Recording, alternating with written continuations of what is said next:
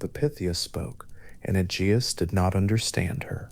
He was standing in the stone-cooled interior of Apollo's sanctuary at Delphi, the air carrying the particular mineral coldness of a place built into the side of a mountain, and the oracle had just delivered her answer to the question he had traveled many days to ask.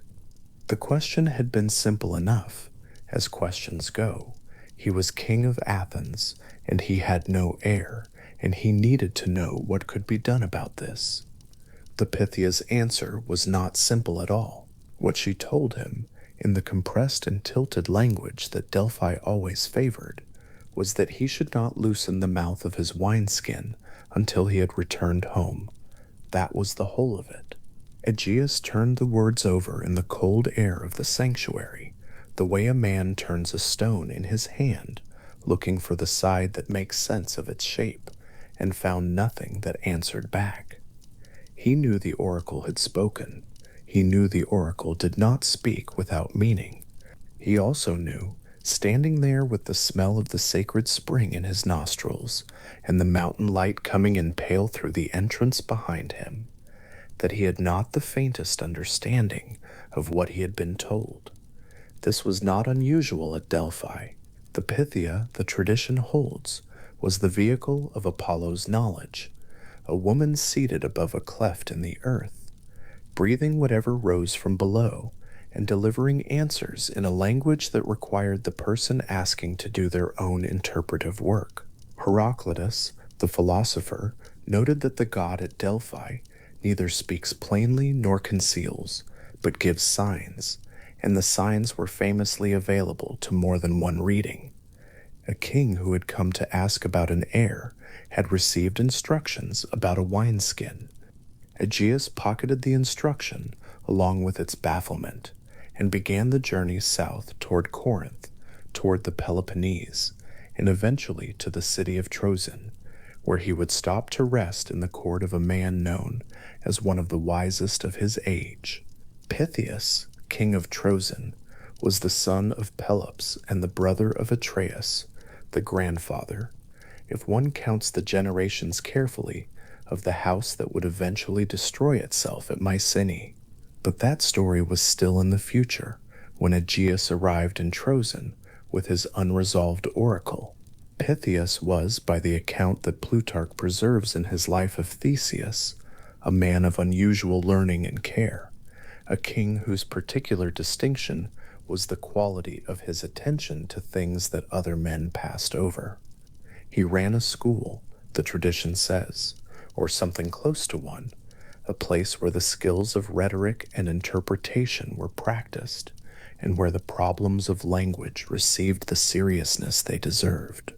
When Aegeus, over wine in the lamplight of Troezen's hall, repeated the Pythia's instruction about the wineskin, Pythia sat still for a moment, in the particular way of a man whose mind has just caught something the room has not yet noticed.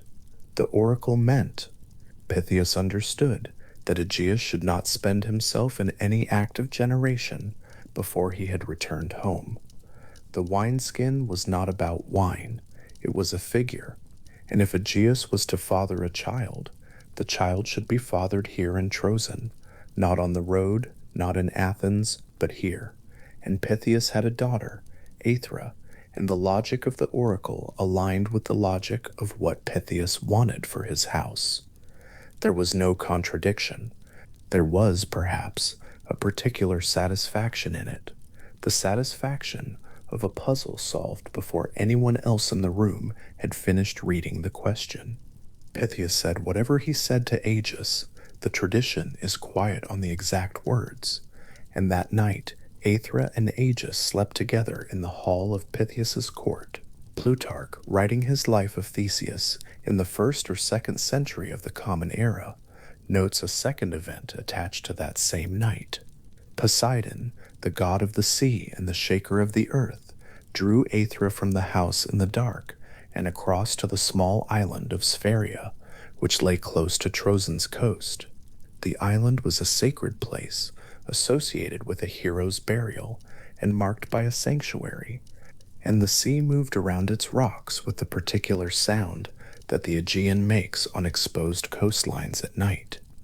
A low, drawn-out sound, neither violent nor entirely quiet, the sea doing what the sea always does without reference to what is happening on the shore. Poseidon lay with Aethra on the island, by the account Plutarch preserves, and then she returned to Troezen.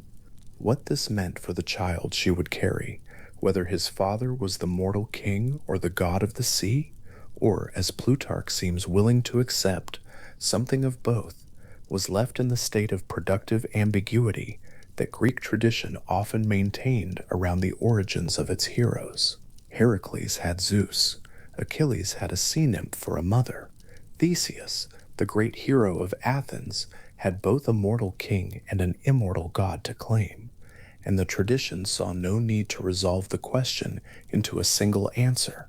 Aethra, in Plutarch's account, appears on the shore of Sphaeria in the dark, with the sea around her and the smell of salt in the air, and no explanation available for what the night has just held. The image the tradition preserves is quiet rather than grand, a woman standing at the edge of an island at night, the mainland of Troezen visible across the water, the sound of the Aegean working against the rocks below her feet. She was the daughter of a wise man, and the temporary consort of a king who did not know, as he slept through the night, that a god had also been involved. She was carrying, by the time she returned from Sphaeria, the person around whom this entire story would eventually arrange itself. None of this was yet visible to anyone. The night was simply dark, and the sea was simply moving, and she walked back across the water to Troezen with what she was carrying and said nothing that the tradition has recorded. In the morning, or in the days that followed, the tradition does not specify exactly when, Aegis prepared to leave for Athens. He had what he had come for, or believed he did. He had slept with Aethra. He had, without fully intending it, satisfied the oracle's instruction. What remained was the problem of what to do about the child, if there was a child, given that Athens was a long journey from Trocton, and Aegis had rivals and enemies who would be very interested in the existence of an heir. He solved this problem in the way of a man who thinks carefully about the conditions under which his solutions will need to function, not with elaborate planning, but with a single durable act. He found a large rock at the sanctuary of Zeus, Sthenius, on the hillside above Troezen. It was gray and broad, the kind of rock that has been where it is for a very long time and gives no indication of being interested in going anywhere. Aegis laid his sword and a pair of sandals on the ground beneath the rock, the sword still faintly warm from his side, the iron of it carrying the particular smell of worked metal, and then rolled the rock into place over them. He told Aethra what he had done and what she was to do. If she bore a son, she was to say nothing about who his father was until the boy was old enough to attempt the rock himself, and only when he could lift it unaided was she to send him to Athens with the sword and sandals as his proof of identity. Aegeus would know him by those objects. Athens would receive him when he brought them.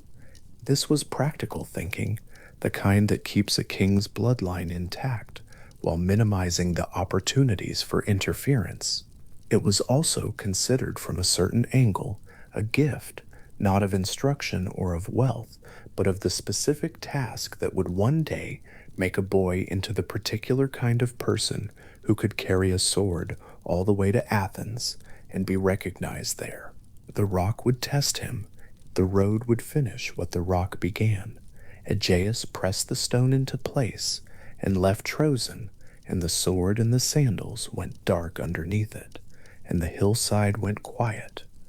What the child would grow into, in the years before the rock was ready to be moved, was shaped by Troezen and by the court of Pythias, who proved to be exactly the kind of man one would want to raise a child in the vicinity of Pythias, who had understood an oracle at a glance, who ran something resembling a school in his palace, who took the long view of things with the patience of a man who trusted that the long view would eventually prove worth having.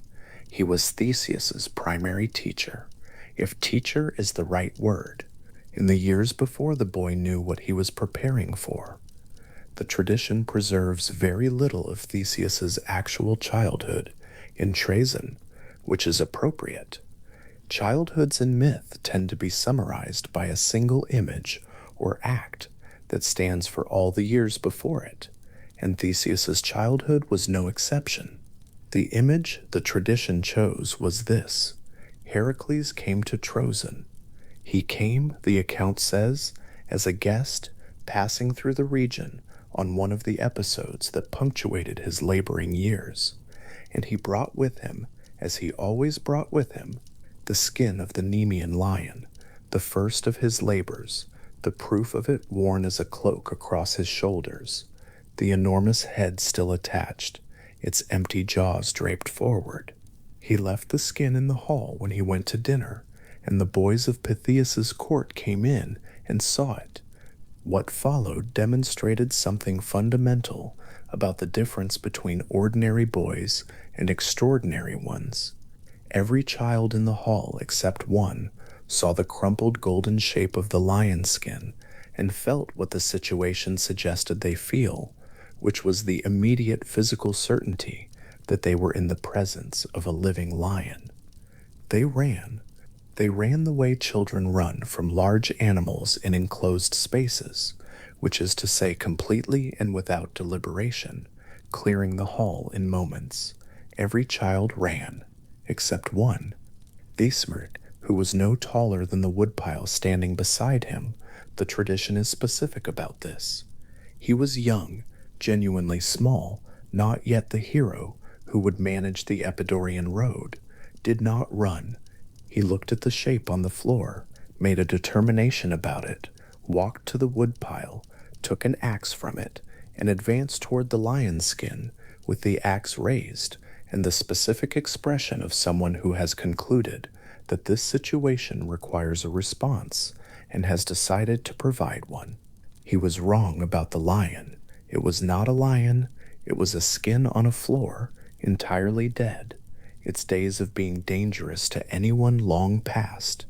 But the response was the correct one, which is to say, the response was the kind that a person who had misjudged a dangerous situation would have needed, and in that sense the mistake was the right mistake for a hero to make. Plutarch records this story with what feels like genuine pleasure in the detail. The axe, the woodpile, the size of the child relative to the thing he was advancing toward. It has the quality of a story that was told many times over because it contained something true about the person it concerned. Not that Theseus was fearless in some abstract sense, but that his particular response to a perceived threat was to walk toward it with whatever came to hand. Before the situation had time to resolve itself into something safer or more manageable, the lion was already dead. That is not the point. The point is the direction of the movement. There was a quality in Trozen's light, in the long Greek afternoons of Pythias's court, that must have been comfortable and unremarkable to the boy who grew up in it, as the landscapes of childhood always are. The hills above the town, the particular smell of the sea from the Saronic Gulf, the sound of the palace in the mornings, all of this would have been simply the world, simply the place one lived, without the meaning that distance and time would later press into it. The rock on the hillside was just a rock, for years, heavy and gray, and sitting where it had always sat, on the slope above the sanctuary, in the afternoon light. The Theseus probably passed it many times without any particular feeling about it, the way one passes landmarks in childhood before one knows they are landmarks. The question of when to try the rock was in the tradition's telling Aethra's to manage. She knew what was under it. She knew, with the particular knowledge of a woman who has been holding a secret for years, in close proximity to the person the secret concerns, exactly what the sword and sandals under that stone represented, and what would happen when they came to light. She also knew that lifting it too early, before the boy was genuinely strong enough to do it unaided, would produce either failure or an impression of divine assistance that could be misread later in Athens as illegitimacy. The timing mattered. The rock had to move because Theseus moved it, not because something else helped. By the time Aethra judged the moment right, Theseus was old enough to have heard the broad outlines of his own situation. Whether she told him directly, or whether he pieced it together from the ways adults answered and did not answer his questions, is not recorded. What the tradition preserves is the moment of the attempt itself, the hillside, the rock, the boy who was no longer small, placing his hands against it and pushing, the rock moved. This is one of those moments in myth where the tradition simply states the fact, without dwelling on what it felt like, and this restraint produces its own effect. The rock moved. Theseus took the sword from the ground and held it, iron Aegeus's iron, the weight of it, the weight of a specific man's particular weapon, and he held it for the first time. He found the sandals too, and took those. The earth beneath the rock was dark and damp, as earth always is when it has been covered a long time, and then the light was on it, and there was nothing left to wait for. The sword was old by then, relatively speaking, not ancient, not deteriorated, but carrying the years since Aegeus had pressed it into that hollow under the stone. It had been there through the seasons, through whatever winters Troezen endured, through the years of Theseus's growing up, patient in the dark the way objects are patient. Aegeus had left it warm from his side. It was cool now, the cool of the underground, and it fit Theseus's hand for the first time, and he knew it was his. Plutarch that he was born in the 1st century of the Common Era, and wrote his lives of the Greeks with the combination of scholarly care and genuine narrative affection that makes him still pleasurable to read 2,000 years later, notes that the rock at Troezen was still being pointed out to visitors in his own time, and Pausanias, the 2nd century traveler who wandered the Greek world and wrote down what he saw, the temples, the ruins, the landscapes, the things that local guides still said about the places he passed through. Pausanias also saw the rock. He records it with the matter-of-fact precision of a man who has walked a great deal and has learned to take what he finds where he finds it.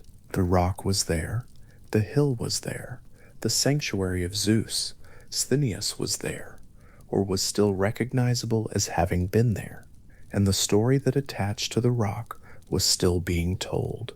This is one of the things that makes the mythology of the ancient world different in texture from stories that exist only in writing. Some of it was tied to real places, hills, rocks, springs, roads, that continued to exist long after the events they were supposed to have witnessed had receded into the deep past. The rock at Troezen was not a monument. No one had built it, or inscribed it, or made it a temple. It was simply a rock on a hillside, the kind of rock a man could roll over a hollow he had dug, and it had sat there across the centuries, being pointed out to travelers who wanted to see where the sword had been hidden, because the sword being hidden there was the kind of thing one wanted to see, the evidence of. Not because it proved anything, exactly, but because the landscape carrying the memory of the story is a different kind of evidence from words alone, a slower kind, more patient, less interested in being believed. The sanctuary of Zeus, Sthenius, at the base of whose hill the rock sat, was already old in Pythias's time. Zeus Sthenius, Zeus of strength, Zeus of force, Zeus as the guarantor of what endures, was the appropriate deity to witness the hiding of a test that would measure exactly those qualities. The sword beneath the stone was not a weapon in the ordinary sense while it was there. It was a question, buried in the hillside, waiting for someone strong enough to make it an answer. Pythias, who had understood Aegeus's oracle before Aegeus could read it himself, would have understood the rock too.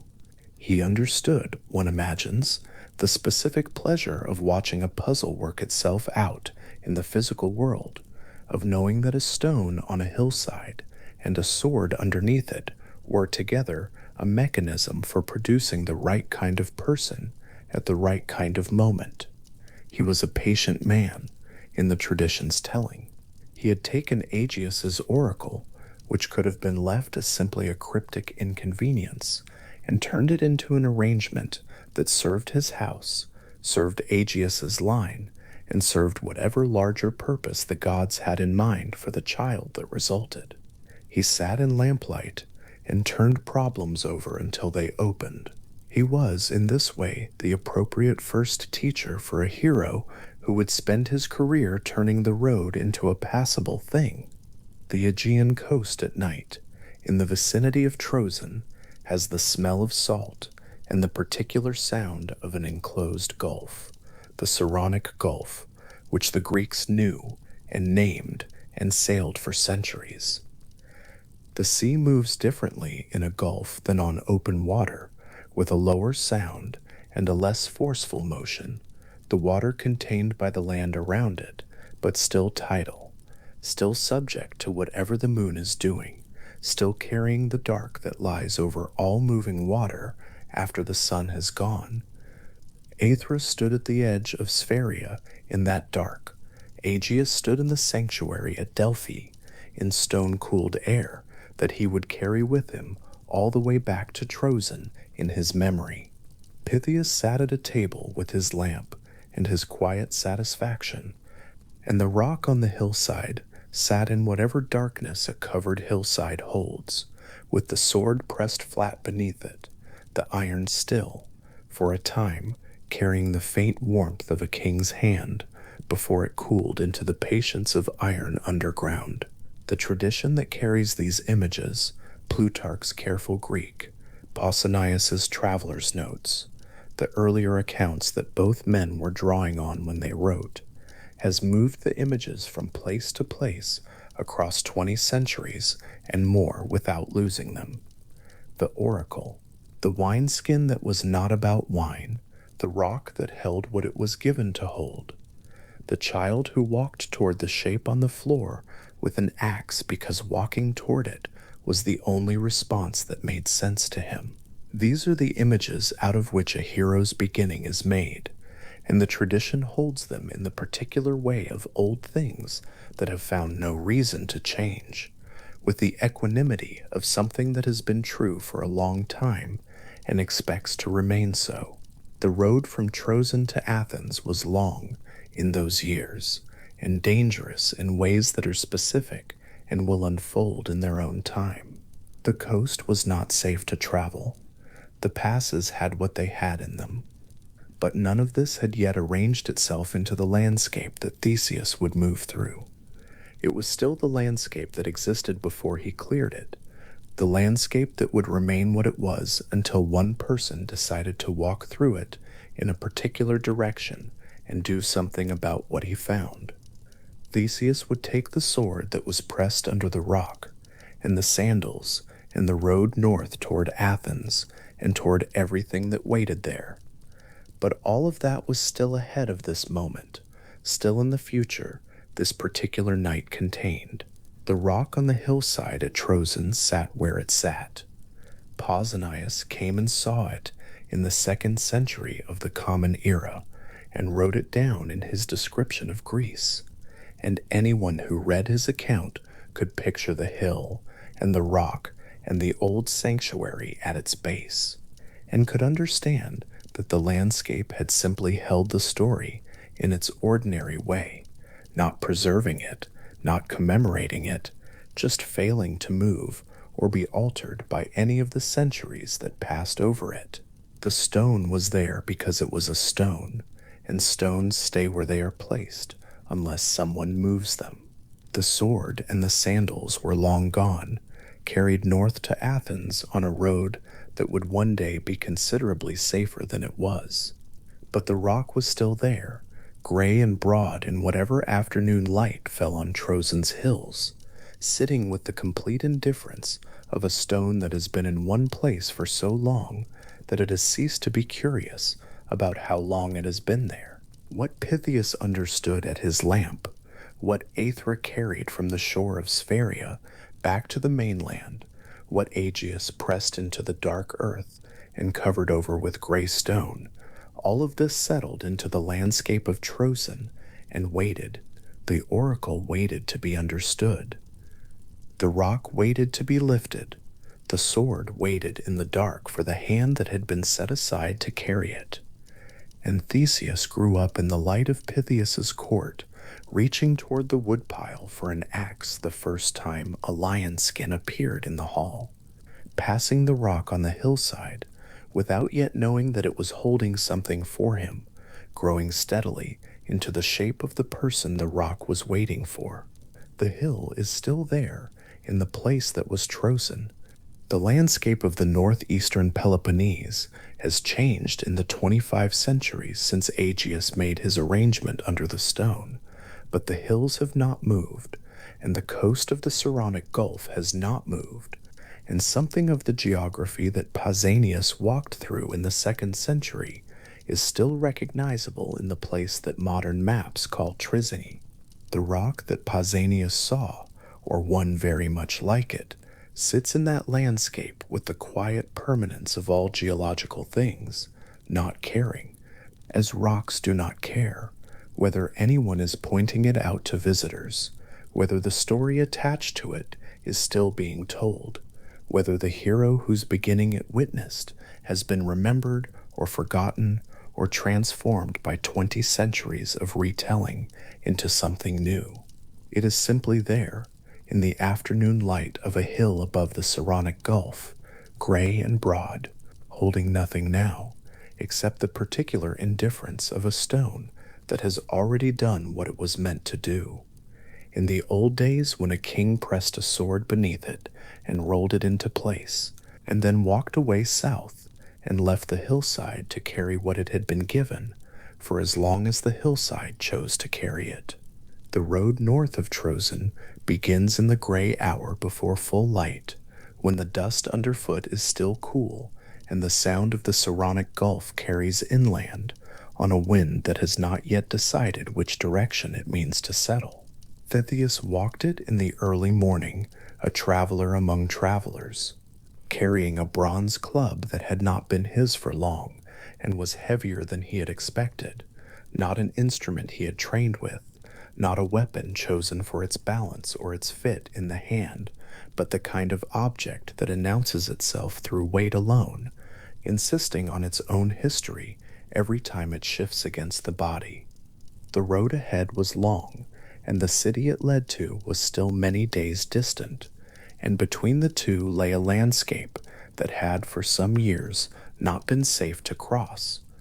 The bronze club had belonged to a man named Periphetus, who worked a stretch of road near Epidaurus, and had made the approaches to that town quietly impassable for any traveler moving without armed company.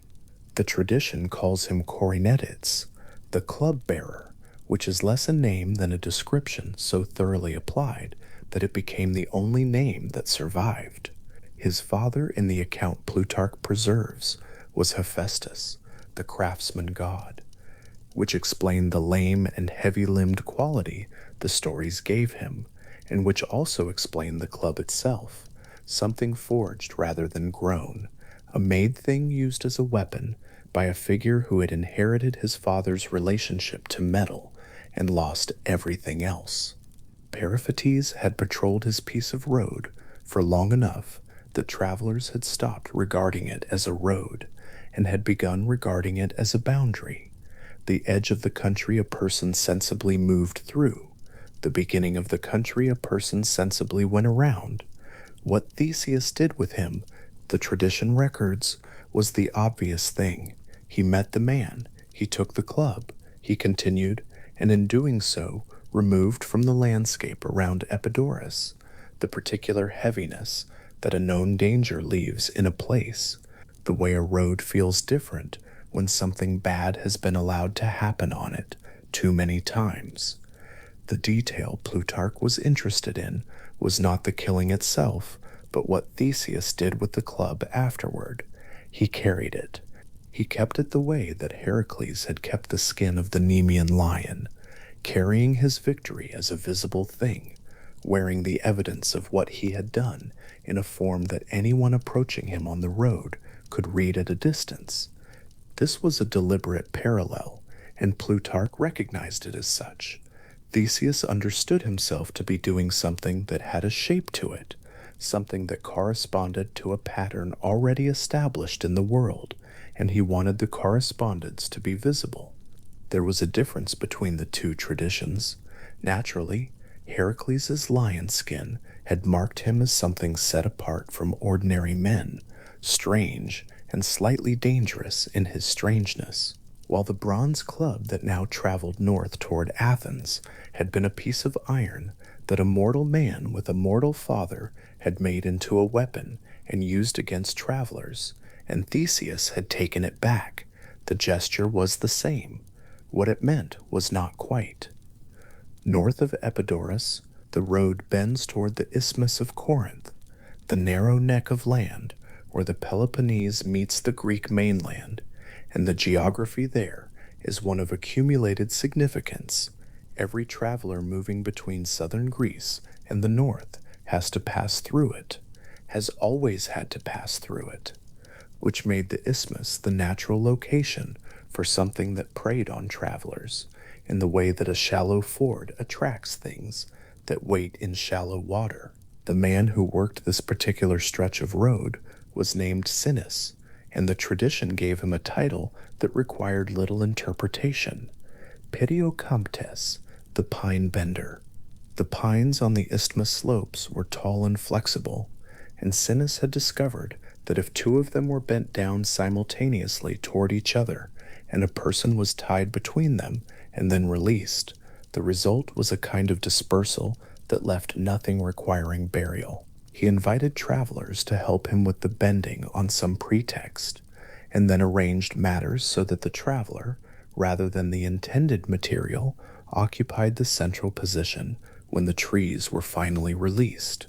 The method was specific enough that it became the detail that identified him, not his name, which is not Greek in origin and may preserve a memory of something older, but the action itself, the bent trees, the particular violence of a thing that grows toward the sky, being forced in a direction it does not grow. Theseus killed him by the same method, which is the feature of the story that the tradition found worth preserving. He bent the pines and released them onto Sinis, completing the action in its original form, but with the roles exchanged, and the trees on the isthmus slope stood upright again in the morning light, with their long work finished. The sea below moved quietly, as it has always moved on that coast, carrying light from the east across its surface in the indifferent way that water carries light. It is not certain that the tradition intends any particular moral statement here. The tidy symmetry of the killing could be read as justice, the precise application of a punishment drawn from the method of the crime, or it could be read as something more immediate and less abstract, the straightforward practicality of a traveler who has the means to solve a problem and solves it with whatever is available. What the tradition holds consistently is the pattern. What Sinis had done to others, Theseus did to Sinis, and the road beyond the isthmus opened up. Between the isthmus and the cliff road that would take the journey along the Saronic Gulf, the path passes through the region of Crommyon, and at Crommyon Theseus encountered something that was not a man with a method, but an animal, a large and destructive wild sow named Phaea, which the tradition associated with Typhon and Echidna, the great generative pair of Greek mythology's most monstrous figures, who were credited with producing many of the creatures that the heroes of the tradition are remembered for having dealt with. The sow had been working through the agricultural land around Crommyon for some time, the tradition implies, in the way that a large and unthreatened animal will work through country that has nothing capable of stopping it, converting cultivated land into something the farmers could no longer use. She had a name which is unusual. Most monsters in the tradition are named by their appearance or their actions, and the fact that Phea had a proper name, the name of the old woman who was said to have raised her, gives her a slightly domestic quality that sits oddly against the scale of damage attributed to her. What Plutarch observed about this encounter was the choice involved. The sow was not on the road. She was not, strictly speaking, between Theseus and Athens in the way that Periphetes and Minos had been literally blocking the path. She could have been walked around, which is not a thing that can be said about a man who bends pine trees and waits at the isthmus. The fact that Theseus went out of his way to deal with her was, in Plutarch's reading, a mark of the particular quality he was interested in documenting, a heroism that is not merely reactive, not simply the management of unavoidable obstacles, but something chosen, something that goes looking for the thing that needs to be resolved, even when the road does not require it.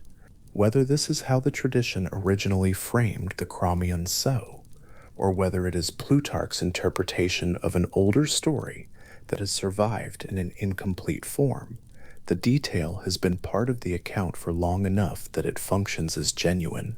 The sow was dealt with. The farmers of Crommyon had their land back. Theseus rejoined the road north. The cliff road above the Saronic Gulf is a specific place. It runs along the coast of what is now the Megara region, where the rock face drops away on one side and the sea lies far below, glittering with the particular impersonal brightness of water, seen from height, unconcerned with the road above it. The path is narrow enough in places that two people passing each other would need one to press against the cliff and wait, which means that anyone standing at the outer edge of that path with the sea below them is in a position that requires a certain trust of whoever is approaching. This was the operating principle of Skyron, who worked that road and required travelers to kneel at the cliff's edge and wash his feet, and who, when they had arranged themselves into the most vulnerable position the geography offered, kicked them into the sea, where a giant tortoise was said to wait in the water below, and did with the bodies what tortoises of the sea do. The tradition about Skyron is on this point not as settled as it might appear. The Athenian version held him as a bandit and a villain, one of the obstacles Theseus cleared from the road as part of the same sequence of encounters that stretched from Epidaurus to the Cephisus River. But in Megara, the city whose territory that cliff road ran through, the city whose people had lived alongside the memory of Skyron in a way that the Athenians had not, a different tradition was preserved for generations, told by priests and local elders and men who knew the older name and thought the Athenian account was wrong, or at least incomplete. In the Megarian version, Skyron was not a villain at all. He was a righteous man, a kinsman of Pelops, a figure of some standing and legitimacy, and the Athenian habit of counting him among the bandits that Theseus cleared from the road was a piece of politics dressed as mythology, the winner's version of a story about a man on a cliff above the Saronic Gulf, told far enough from the cliff that the Megarian counter-version could not easily be heard. This kind of disagreement is preserved in the record with a clarity that the tradition does not usually offer. Most of the variant versions of the early Greek myths survive only in fragments, the echo of an older reading detectable in a later author's note that something different had once been told. The Skyron disagreement persists in a relatively clear form. Plutarch reported it, named both sides, and noted that the people of Megara continued to hold their version against the Athenian one, which means the argument was still active in his time, centuries after Theseus was said to have walked that road. What the cliff road meant to the Athenians was one thing, a piece of the journey cleared. What it meant to the Megarians was something with more history in it, a man they remembered differently and had reasons to remember differently, and the gap between those two versions of the same cliff above the same sea has been preserved in the record like a crease in old paper, never fully smoothed. After the cliff road, the country opens up toward Eleusis, and the register of the journey shifts slightly as the road comes down from the heights, and the dust underfoot becomes the particular dust of Attica, drier and finer than the coastal paths, rising more easily in the afternoon wind. Near the sanctuary that would later become one of the great religious centers of the ancient world, the road passes through the region of Eleusis itself, and the account of the journey, in the sources most familiar to the tradition, moves through this area with some care, as though the sacredness of the place exerts a kind of quiet pressure on whatever is narrated nearby. There was an encounter here, in some versions of the road journey, with a man named Cercion, who was king of Eleusis, and who challenged every traveler to wrestle with him, having made a practice of killing his opponents with strength rather than skill, defeating them simply by being too large and too powerful to resist. Theseus, the tradition holds, discovered that wrestling could be conducted differently, that technique and position could accomplish what sheer force could not, and killed Cercion by lifting him from the ground and throwing him down with enough force to end the contest.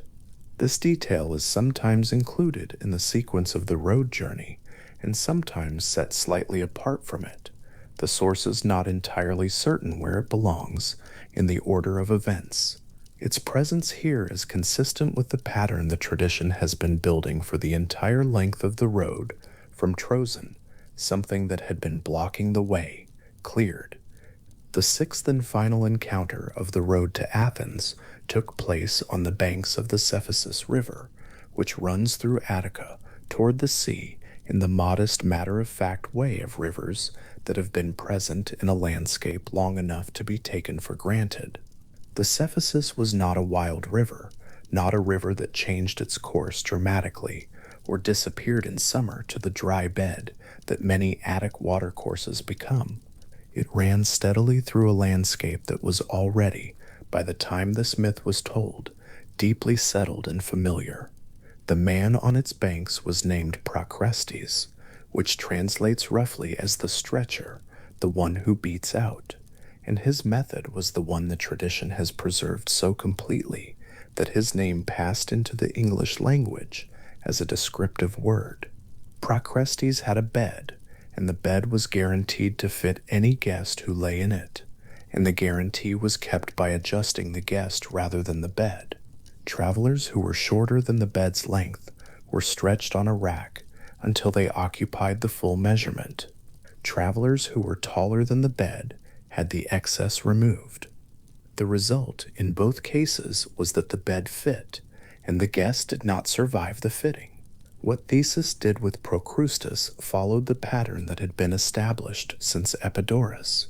He killed him by his own method, measuring him against his own bed and finding him wanting, completing the sequence of 6 encounters with the same exactness with which it had begun. There is something in the structure of that exactness worth pausing over. 6 encounters along one road, and in every case where a method had been used against travelers, that same method was turned back on the man who had used it. Cynics had been bent between the pines. Procrustes had been measured against his own instrument. The tradition seems not to be making a statement about poetic justice in the way a moralizing story might, but doing something more specific, establishing a principle about the road itself, about what a landscape owes to the people who must cross it. Theseus did not simply remove these obstacles. He returned to each stretch of road the ordinary logic it should always have had. A bed that fits is a good thing. A path between pine trees is a path. The cliff above the sea is a cliff you walk along rather than fall from. He did not create anything new on the road from Trones to Athens. He removed what had been making it different from what it should simply be. The road on the north side of the Cephasus carries a traveler into Attica properly. The dust of it, a different dust now. The scrub on either side of it, the particular dun and gray-green of the Attic landscape. In the season between the last rain and the next, the sky above it, the pale, intense blue that belongs to that coast at a certain elevation and a certain time of morning. There is a particular quality to the distance between a traveler and a city when the city first becomes visible on the horizon, not yet arrived at, not yet real in the way that proximity makes things real, but present as a direction that has resolved into a destination, the long abstraction of Athens becoming a specific skyline and a specific approach. Theseus had been walking for several days. He had not yet encountered anyone in the city. He did not yet know what the city would ask of him or what the city would do with him. He knew only that the road behind him was in some small and incremental way a different road from the one he had set out on, quieter in the specific sense of a place where something that was wrong has been set more or less right. The 6 encounters together: Periphetus near Epidaurus, Sinis at the Isthmus, Phaia at Crommyon, Scyron on the cliff, Circeon at Eleusis, Procrustes at the Cephasus, had their parallel in the labors of Heracles, and the tradition understood the parallel as intentional. Heracles had moved through the world solving its largest problems by force and scale, clearing monsters from the landscape in a series of encounters that the tradition mapped onto the known world at its fullest extent, reaching as far as the edges of the known earth and the garden of the Hesperids and the underworld itself. What Theseus did was smaller in scale and more local. A road, a specific road, the road between 2 real places that real travelers walked, and the tradition found in that smallness something worth recording. Not the edges of the world, but the middle of it. Not the impossible creature at the world's end, but the man at the bend in the road who had been there long enough to seem permanent and who was not permanent at all. The bronze club that now traveled into Attica with Theseus had begun the journey as an object with a history, the visible property of a dead man who had used it to make a piece of road impassable. By the time the Cephasus was behind him, it had become something else, a record of the road itself, the weight of 6 encounters carried in one object, the weapon of someone else's father turned into the instrument of a different purpose. Heracles' lion skin had marked him as a figure apart from ordinary life, carrying the evidence of his strangeness in the most visible form possible. The bronze club was heavier and more ordinary. It had a maker's weight and a maker's specificity. It had been held by a man who limped, and then it had been held by a man who did not. And the club itself was indifferent to the difference, which is the nature of objects that outlast the people who first owned them. The road beside the Cephasus leads directly toward Athens without further incident, which is itself a thing worth noticing. The length of the road from Troezen to the Cephasus had been measured, in the tradition, in encounters rather than in distance, each stretch of it associated with the name of the person who had claimed it and the method by which they had enforced that claim. The road on the Attic side of the river had no such measurement. It was simply a road. It had the quality of a road that leads somewhere a person wants to go, rather than a road that must be survived on the way to somewhere a person wants to go. And the difference between those 2 kinds of road is one of the things the journey from Trozen had been quietly establishing with each successive encounter. The 6 encounters were not merely biographical, they were geographic. They were a renegotiation of what the land between two places could mean for anyone who needed to cross it. Athens, when it finally resolved from the pale haze of the Attic horizon into the specific mass and outline of a city, was still at some hours' distance. The road led toward it across the flat ground of the Attic plain, past the olive groves that had made the territory what it was, and past the markers and shrines and accumulated small significance of a landscape in continuous occupation, each field and grove and turn in the path carrying the memory of previous use in the way that inhabited land always carries it, the present landscape and the used landscape occupying the same space simultaneously. The sky above the plain had the brightness of mid-morning now. The blue deepened from the pale intensity of the early hours into something more definite, and the dust that rose from the road in the light wind was the same gold gray it had been since the road crossed into Attica, the specific color of this particular earth in this particular season.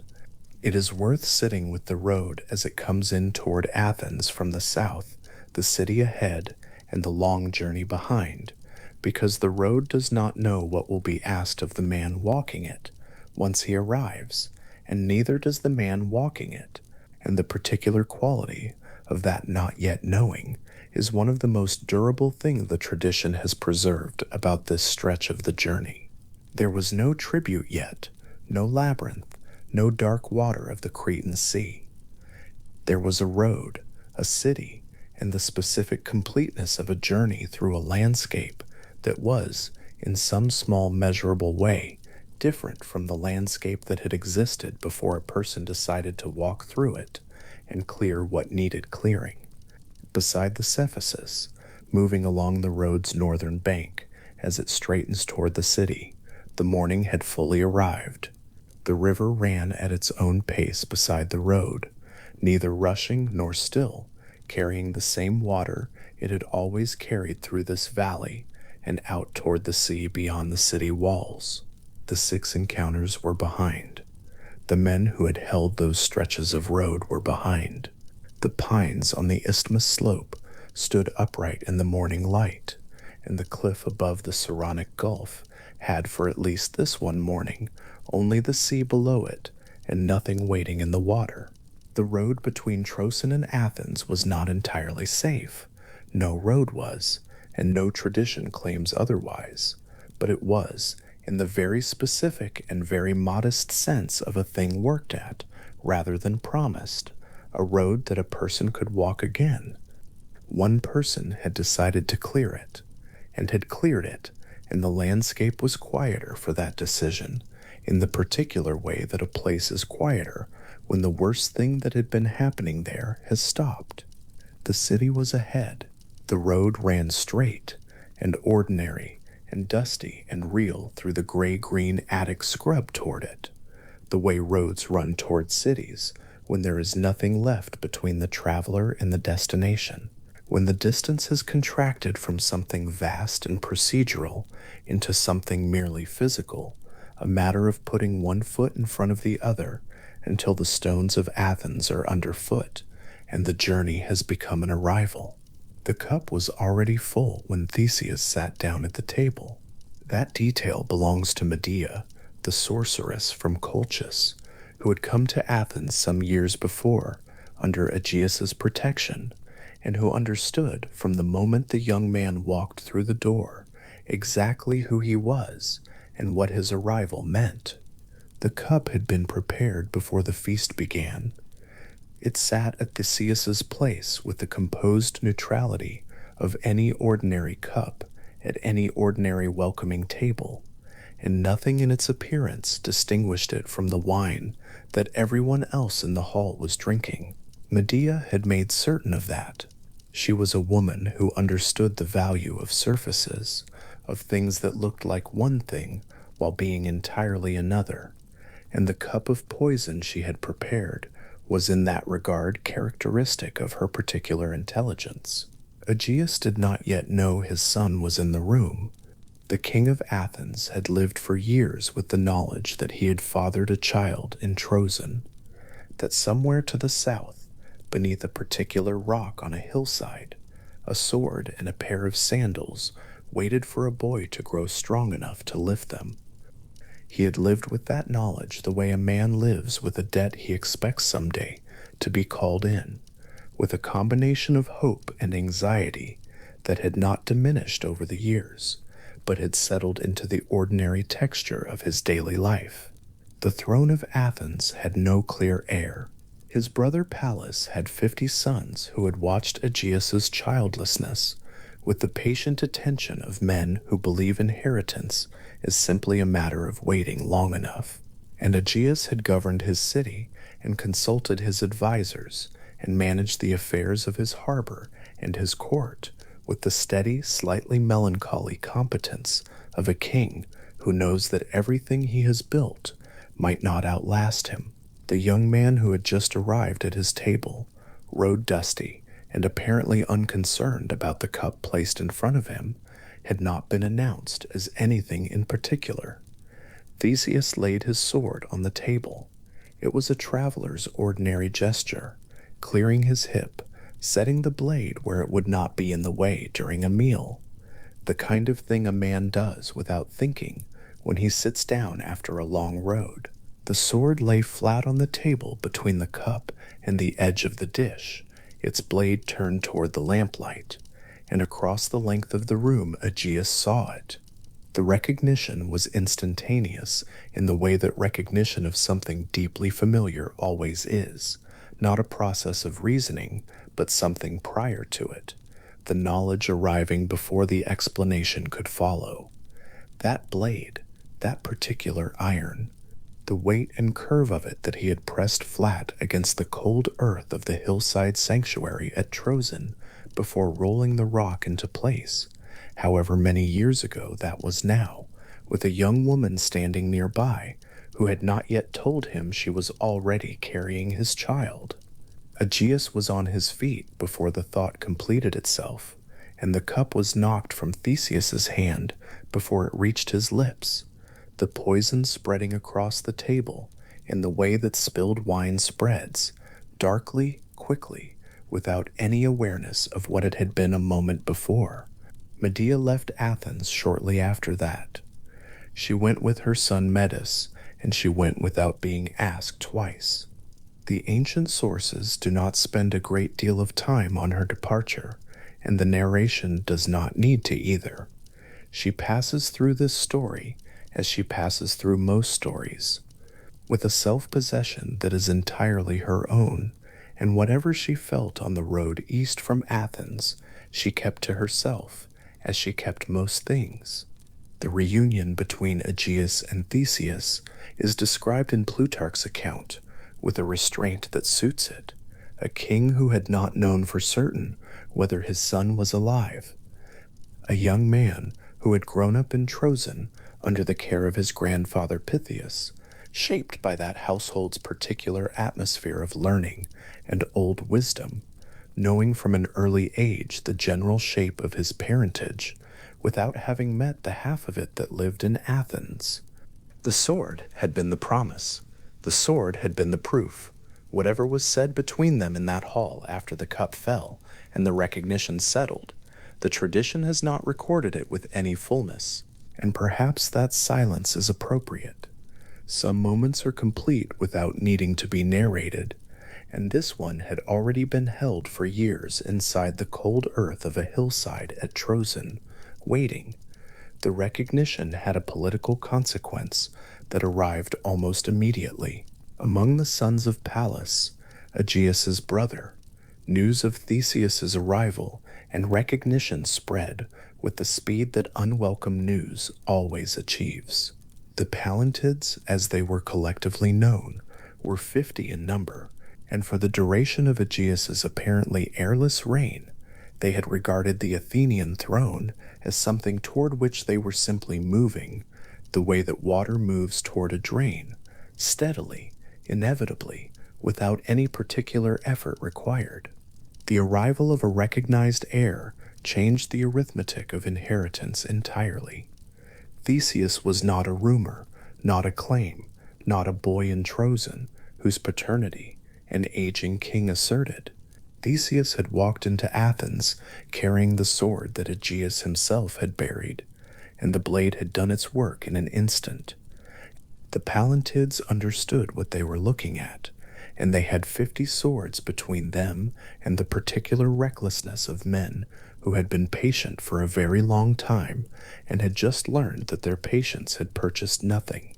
The plan was divided in the way that military plans designed by many people often are, into two parts that were meant to work together, but which depended on coordination under pressure. One group of Pallantids would approach Athens from one direction, drawing Theseus's attention toward them.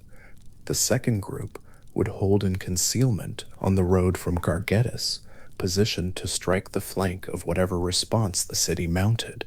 It was not, on its face, an unreasonable plan. They had numbers, they had surprise, or believed they had it. What they did not have was the silence of everyone involved, and in this they were defeated, not by Theseus's sword, but by a herald named Leos, who carried the plan to Theseus before it could be executed. The tradition preserves Leos's name, which is its own kind of testament to how seriously the Athenians took the episode. He was a herald from among the Pallantids themselves, attached to their party, present at their planning, and apparently convinced that the better outcome lay in something other than ambush.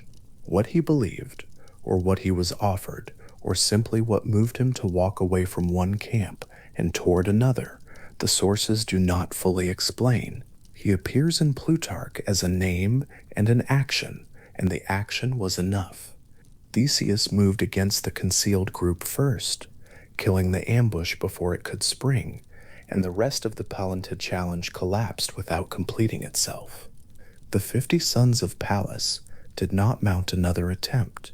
The political inheritance question, which had been building through the long years of Aegeus's apparent childlessness, was resolved with the speed that these things sometimes resolve when one party is caught in a trap they had arranged for someone else. Athens was Theseus's. It was his father's city, and now, in a practical sense, it was his own.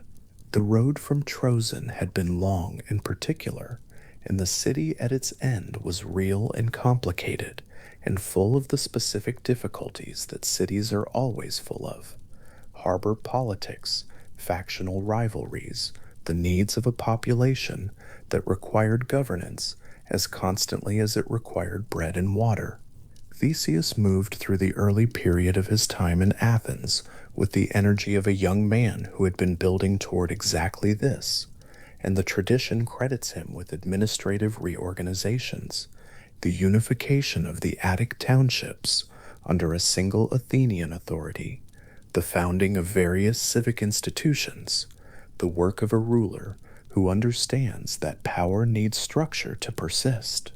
But the city he had inherited carried a wound that none of his organizational intelligence could reorganize away, and that wound had a name, and the name was Crete. The tribute had not always existed. Before it, there had been a young man named Androgeos, son of Minos the Cretan king, who had come to Athens for the Panathenaic Games, and distinguished himself there with a success that made him, in certain tellings, a marked man. The tradition holds more than one account of what happened to Androgeos after his victories. In one version, he was sent against the bull of Marathon, a monstrous animal that had been devastating the countryside of Attica, and was killed by it, a death that might be read as an accident or as a convenient accident, depending on which version of the tradition one follows. In another version, he was killed in ambush on the road to Thebes, where he had been heading to compete in further games, and the ambush was laid by Athenians who had found his continued success at their own festivals intolerable. Plutarch preserves both possibilities without fully resolving them, and the tradition has left them standing beside each other in the way that old disagreements are sometimes preserved, not as confusion, but as honest acknowledgement that the sources remembered it differently. What is consistent across the accounts is what followed. Minos, whose son was dead on Athenian soil by Athenian hands or Athenian negligence, brought war. He was in a position to do this with a thoroughness that most rulers of the mainland could not match, because Minos's Crete was a naval power of a kind that the Aegean had not seen before, a network of subject islands and tributary cities organized around the hub of Knossos and its harbor, capable of projecting force across the sea with a coordination that land-based armies could not replicate. Athens was not a city that could resist a Cretan fleet indefinitely. The war went as wars go between a naval empire and a city without comparable sea power. It went badly for Athens. Thucydides, writing in his history with the particular care he brought to questions of naval power, credited Minos with having cleared the Aegean of piracy and organized its islands into a system of tribute and control that persisted for generations, the first thalassocracy, the first sea empire, organized around the ability to project force wherever a harbor could be reached. This was the power that Athens was dealing with when Minos came north, looking for satisfaction for his son's death. Minos did not simply want a military victory, he wanted something that would persist, something that would mark, in a form both parties could not forget, what Athens owed for what it had done to Androgeos. What was added to the weight of the Cretan campaign, according to the tradition, was a compounding of suffering from another direction. The ancient accounts hold that during the siege, or in the period immediately following it, a plague and famine descended on Athens, in some versions called down by the prayers of Minos, who was close enough to Zeus to make such requests with some expectation of results, being the son of that god, and Europa, and in other versions, simply arriving as the kind of compounding catastrophe that follows on prolonged military siege and the disruption of agriculture and trade. Athens consulted the oracle at Delphi about the terms under which the divine pressure might be lifted, and the war concluded. The oracle's answer confirmed what Minos was already demanding. The terms were specific in the way that humiliations always are specific, vague enough to establish a principle, precise enough to be impossible to evade. Every 9 years, which was the Cretan Great Year, the interval at which the solar and lunar cycles came back into alignment, and Minos renewed his conversations with Zeus in the cave on Mount Ida, Athens was to send to Crete 7 young men and 7 young women, 14 people, young, unmarried, of good family. The tradition specifies these things with the exactitude of a legal instrument, which the agreement essentially was. They would sail to Crete, and they would be given to the Minotaur, the creature that lived in the labyrinth beneath the palace at Knossos, and they would not return. The tribute was not a symbolic gesture. It was not a fine or a levy that could be paid in bronze or grain. It demanded specifically the young, specifically the living, specifically the irreplaceable. Athens paid it twice before Theseus arrived. The ship that carried the tribute was kept in the harbor at Piraeus, which was Athens's port on the Saronic Gulf, the practical heart of Athenian maritime life, the place where the city met the sea. It was a particular ship, not just any vessel pressed into service for the voyage, but the specific craft dedicated to this specific purpose, and it sailed under black sails. The color of the sails was not incidental. It was the visible language of mourning made permanent in cloth, the city's grief and submission given a form that could be seen from shore long after the hull had become too small to read. Every 9 years the black sails went south, and every Athenian who stood on the shore at Piraeus and watched them diminish toward the horizon understood what they were watching, and the ship carried its passengers toward something from which there was no return, and the sails announced this in a color that was legible to anyone who knew the coast.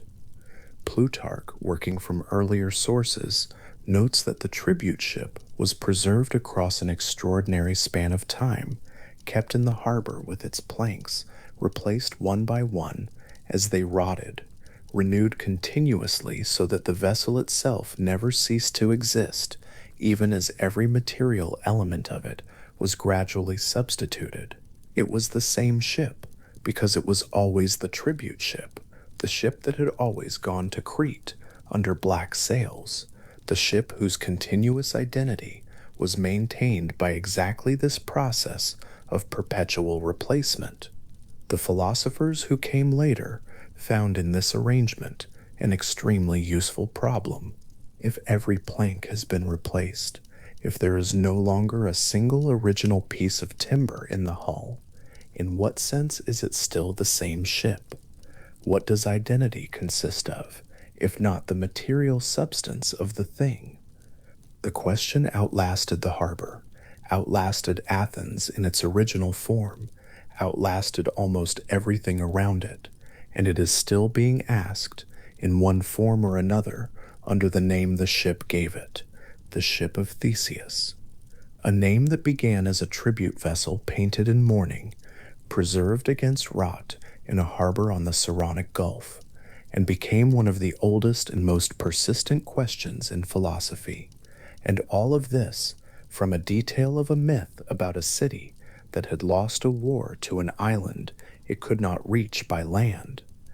The third tribute year arrived while Theseus was in Athens. The specific mechanism by which the young men and women were selected for the tribute varied across the sources, by lot, in some accounts, by the judgment of Minos's own representatives, who came to Athens to make the selection directly. In others, what all the accounts hold is the quality of what the selection meant. These were not condemned criminals. These were not people on the margin of Athenian society, whose absence would not be felt.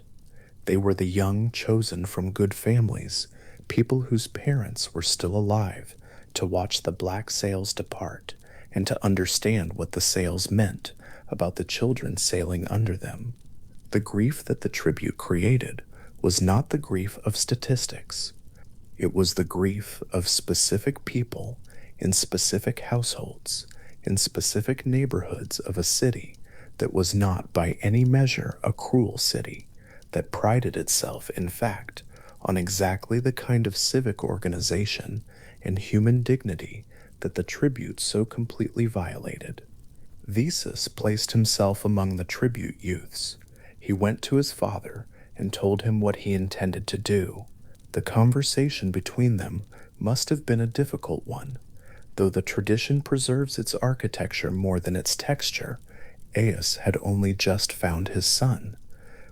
The recognition scene in the hall, the cup knocked from the table, the years of uncertainty resolved in an instant by a sword laid flat on the wood, all of that was recent, and the distance it had closed was still vivid in the way that recently closed distances remain vivid for a time before they settle into the ordinary fabric of the relationship. The king, who had spent years hoping for an heir, had received one, and now that heir was proposing to sail south on the ship with the black sails, to present himself at Knossos among the 14, to walk into whatever the labyrinth held. Aegeus was not a young man. He had the particular reluctance of an aging father who has been given late what he had long desired, and who understands with a clarity that younger men sometimes lack, how quickly what is given can be taken away again. But he let Theseus go. The sources are consistent on this point. and consistent, too, on the quality of Theseus's stated intention. He did not go as a tribute victim, resigned to whatever the labyrinth held, but as someone who intended to end the tribute entirely, to go to Crete and kill the Minotaur and return to Athens and close the wound for good. Whether Aegeus believed this was possible, or whether he accepted the stated intention because the alternative was to forbid his son, something his son had already decided, the tradition does not say with any certainty. What it records is the conversation about the sails. The arrangement was this: Theseus would sail south under the black sails, as the tribute ship always sailed, so that the ship's departure would be indistinguishable from any other crossing of that kind. But if he returned, if the thing he was proposing to do succeeded, he was to change the sails before the ship came home. The black sails were to be taken down and white sails raised in their place, so that Aegeus, watching from the cape, would know before the ship arrived whether his son was alive or dead.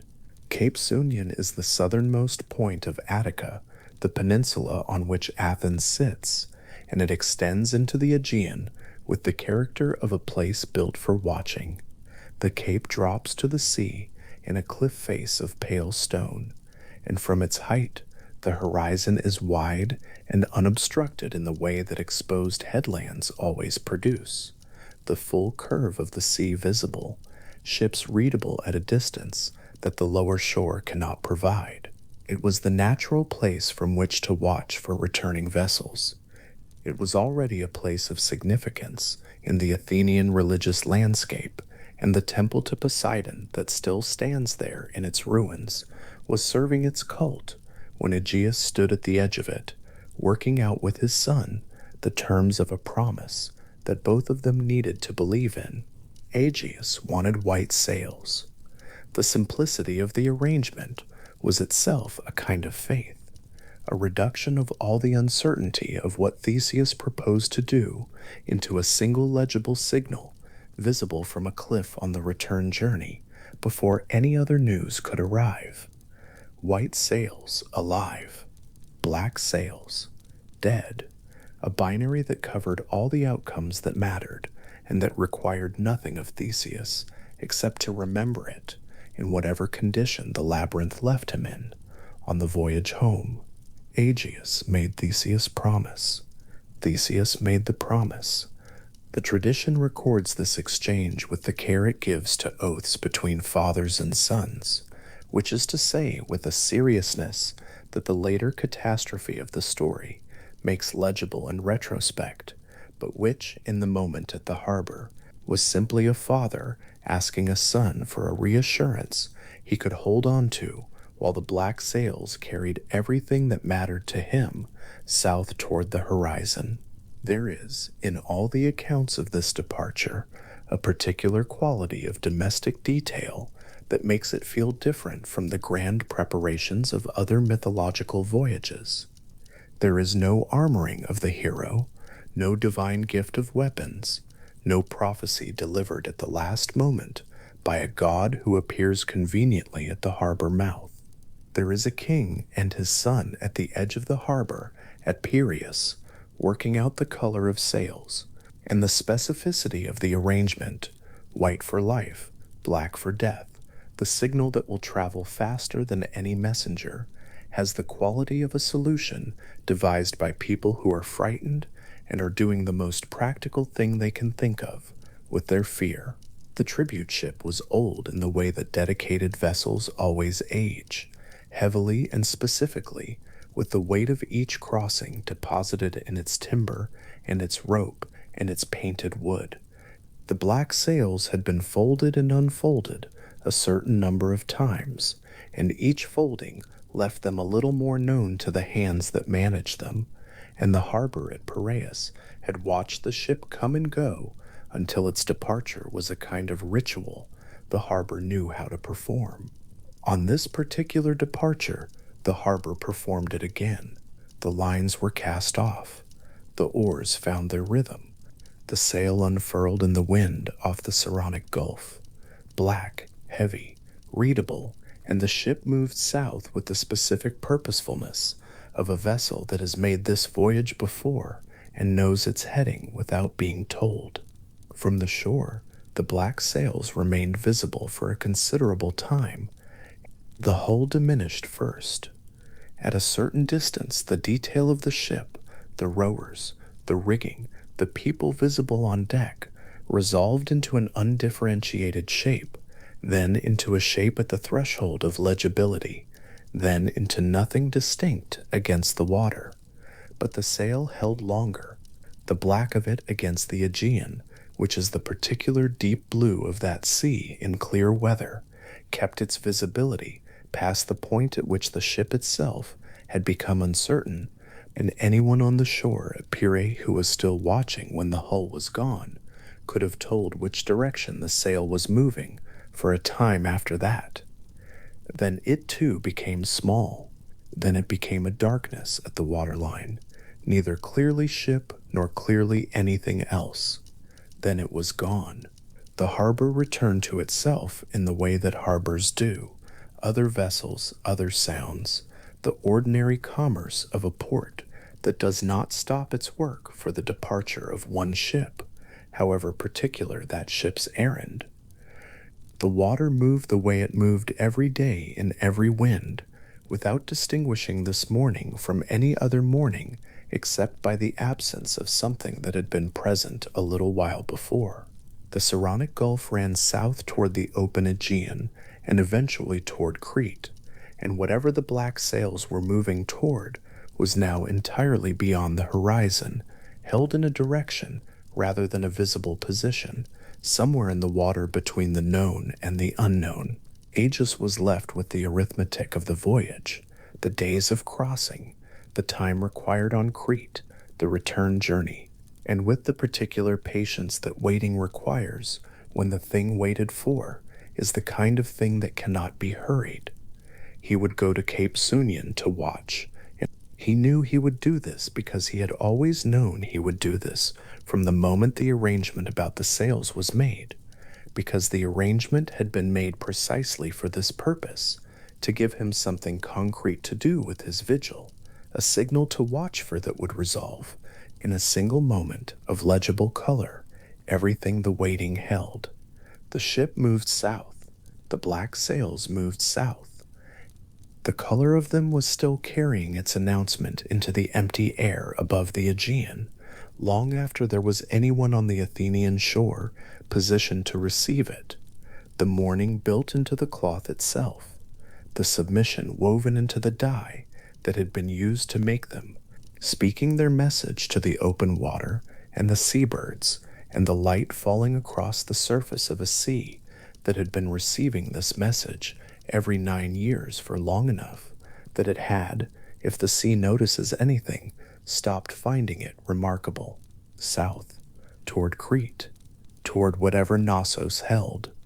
The sails went south, and the harbor at Piraeus was quiet behind them, and Aggeus was already counting the days, already imagining himself on the cliff at Sonion, already holding in his mind the image he was hoping for, white sails on the returning ship, white against the blue, the single most welcome signal that the Aegean could produce on a clear day, when a father was watching for it from a height, with the whole sea spread out before him, and a promise that his son had made still ringing in his memory, still being held, the way promises between fathers and sons are held against everything that might happen in the space between one harbor and another. The black sails moved on. The sea received them. Without comment, they continued south in the direction of the island, in the direction of the palace, and in the direction of the thing that waited at the center of the thing that Daedalus had built, and Athens was already behind them, already small, already the place they were coming back to, rather than the place they had just left. The color of those sails was visible from shore for a long time, long after the hull was gone, long after the ship had become a question rather than a certainty on the horizon. The The black of them persisted against the water, with the particular stubbornness of cloth dyed for exactly this kind of visibility, for the comfort of mourners on a shore who needed to be able to watch the departure for as long as possible, to follow the going of it with their eyes until their eyes could follow it no further. Then the sails were gone too, and the sea was the sea, and Crete was south, and the tribute ship was somewhere on the water between them, carrying its 14 passengers and its cargo of old grief toward whatever came next. Minos stood at the harbor at Knossos on a morning when the sea was still, and the light came in low across the water, and the ships in his harbor were many. They rode at anchor in orderly lines, their hulls dark with pitch, their oars shipped and dry. The tribute from the subject islands had already arrived, grain in sealed jars, oil in amphorae stacked along the quay, young men and women from the smaller Aegean settlements standing in quiet groups while the palace administrators moved among them with their tablets and their careful tallies. This was the ordinary business of the first naval empire in the Aegean, the machinery of dominance running without interruption as it had run for years. Thucydides, writing centuries after the tradition had settled into the form we have it, described Minos as the earliest ruler to establish command of the sea, suppressing piracy across Greek waters, installing his own sons as governors in the islands he held, clearing the routes between them so that trade moved freely and tribute moved certainly. It was a real kind of power. The harbor reflected it. Then the white bull came ashore. It arrived from the sea in the way that divine gifts arrive in these traditions, unmistakably, without preparation, the thing simply there, and already impossible to misread. Poseidon had sent it as a sacrificial offering to Minos, a mark of divine favor and a corresponding obligation, the terms of the arrangement entirely clear, an animal that beautiful, that large, that visibly not of any ordinary herd. The god had sent it to be given back. The salt was still on its coat from the crossing. It stood on the quay among the ordinary animals of the harbor, with the quality of something that had arrived from a different order of existence, which is precisely what it had done. The men who handled livestock for the palace kept their distance from it. Minos looked at it for a long time.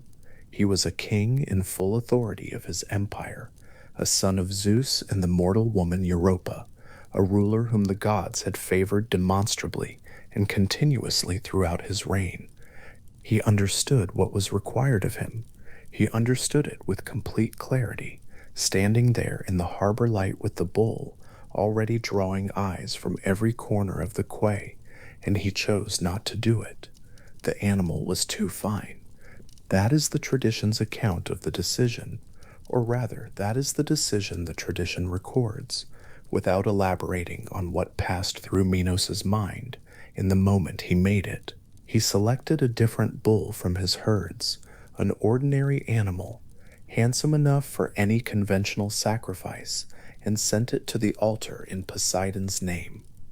The white bull he kept. It was led away to his stables, where it stood among the ordinary animals of the royal herd, with the same quality it had carried at the harbor, the visible evidence of a divine gift that should have gone back to the god and had not. Whatever satisfaction Minos felt in keeping it, the tradition does not record. What it records is the consequence. Poseidon's anger in these accounts does not express itself in storms or shipwrecks. It expresses itself as a compulsion placed on Pasiphae, the wife of Minos and daughter of Helios, the sun god, so that she developed an overwhelming desire for the white bull itself. The tradition does not explain this as a punishment to Pasiphae, who had done nothing. It is a punishment to Minos, routed through her, the specific cruelty of it being that the consequence falls not on the king who made the choice, but on the woman who shared his household, who had no part in the decision and no recourse against what was done to her. The Greek mythological tradition holds this kind of asymmetry without apology, and the narration follows the tradition's own terms. Pasiphae had been given over to something she had not sought, by a god whose quarrel was with her husband. Daedalus was in Knossos by this time. He had come to Crete as a refugee, having fled Athens after throwing his nephew Perdix from the Acropolis. The nephew had shown signs of surpassing him as a craftsman, and Daedalus, whose genius was very large, had found that genius insufficient to produce the one thing it most needed, which was the ability to be surpassed. The goddess Athena had caught the boy in his fall and transformed him into a partridge, so the death had not completed itself as intended, but Daedalus had found Athens suddenly uncomfortable and Crete a better arrangement. Minos had welcomed him. A craftsman of that quality, in residence at the palace, was an asset of considerable value, and Minos was not a king who failed to recognize assets. Daedalus had been given a workshop, materials, and a freedom of commission unusual for any craftsman at any court in the Aegean world. He had made extraordinary things for the palace. When Pasiphae came to him with what she needed, he listened to the terms of the problem with the focused attention of a man who has spent his life asking himself whether a particular thing can be made, and concluded that it could. What he built was a hollow wooden frame in the shape of a cow, articulated at the joints for natural movement, covered in real hide, stitched over the wooden structure with the careful precision of a craftsman who wanted the surface to deceive completely. The tradition describes it plainly and without embellishment, in the way that it describes most of Daedalus's commissions, as a technical problem met by a technical solution, the craft serving whatever end it was aimed at, without the craft itself carrying a moral charge. Daedalus was a maker. He made the thing as well as he made everything else he made, which is to say, he made it very well. That the thing he was making was this particular thing, serving this particular end, did not alter the quality of the work. He fitted the wooden ribs around the hollow center, shaped the haunches and the shoulders, pulled the hide over the frame, and smoothed it flat, working with the same concentration he brought to a gold automaton, or a set of folding doors, or the dancing floor he later made for Ariadne. The craft was the craft. It was his particular kind of completeness. The Minotaur was born not long afterward. The tradition calls the creature by what it was, a being with a man's body and a bull's head, the evidence of Poseidon's punishment made permanent and visible in a new life that had not chosen its own existence. Its name in the older sources was Asterion, not the Minotaur, which is simply a later descriptive, Minos's bull, the bull of Minos, but Asterion, meaning starry. It is an unusual name for a creature, and an especially unusual name for a creature who would spend its life underground, in total darkness, in a place where no stars had ever been. The tradition does not explain the name. It simply preserves it, as it preserves many details whose full meaning has been absorbed into silence over the distance of centuries. Asterion, a starry thing, kept in the dark, in a house built specifically to keep it there. Minos looked at the child and could not destroy it. That, too, the tradition preserves without extended commentary.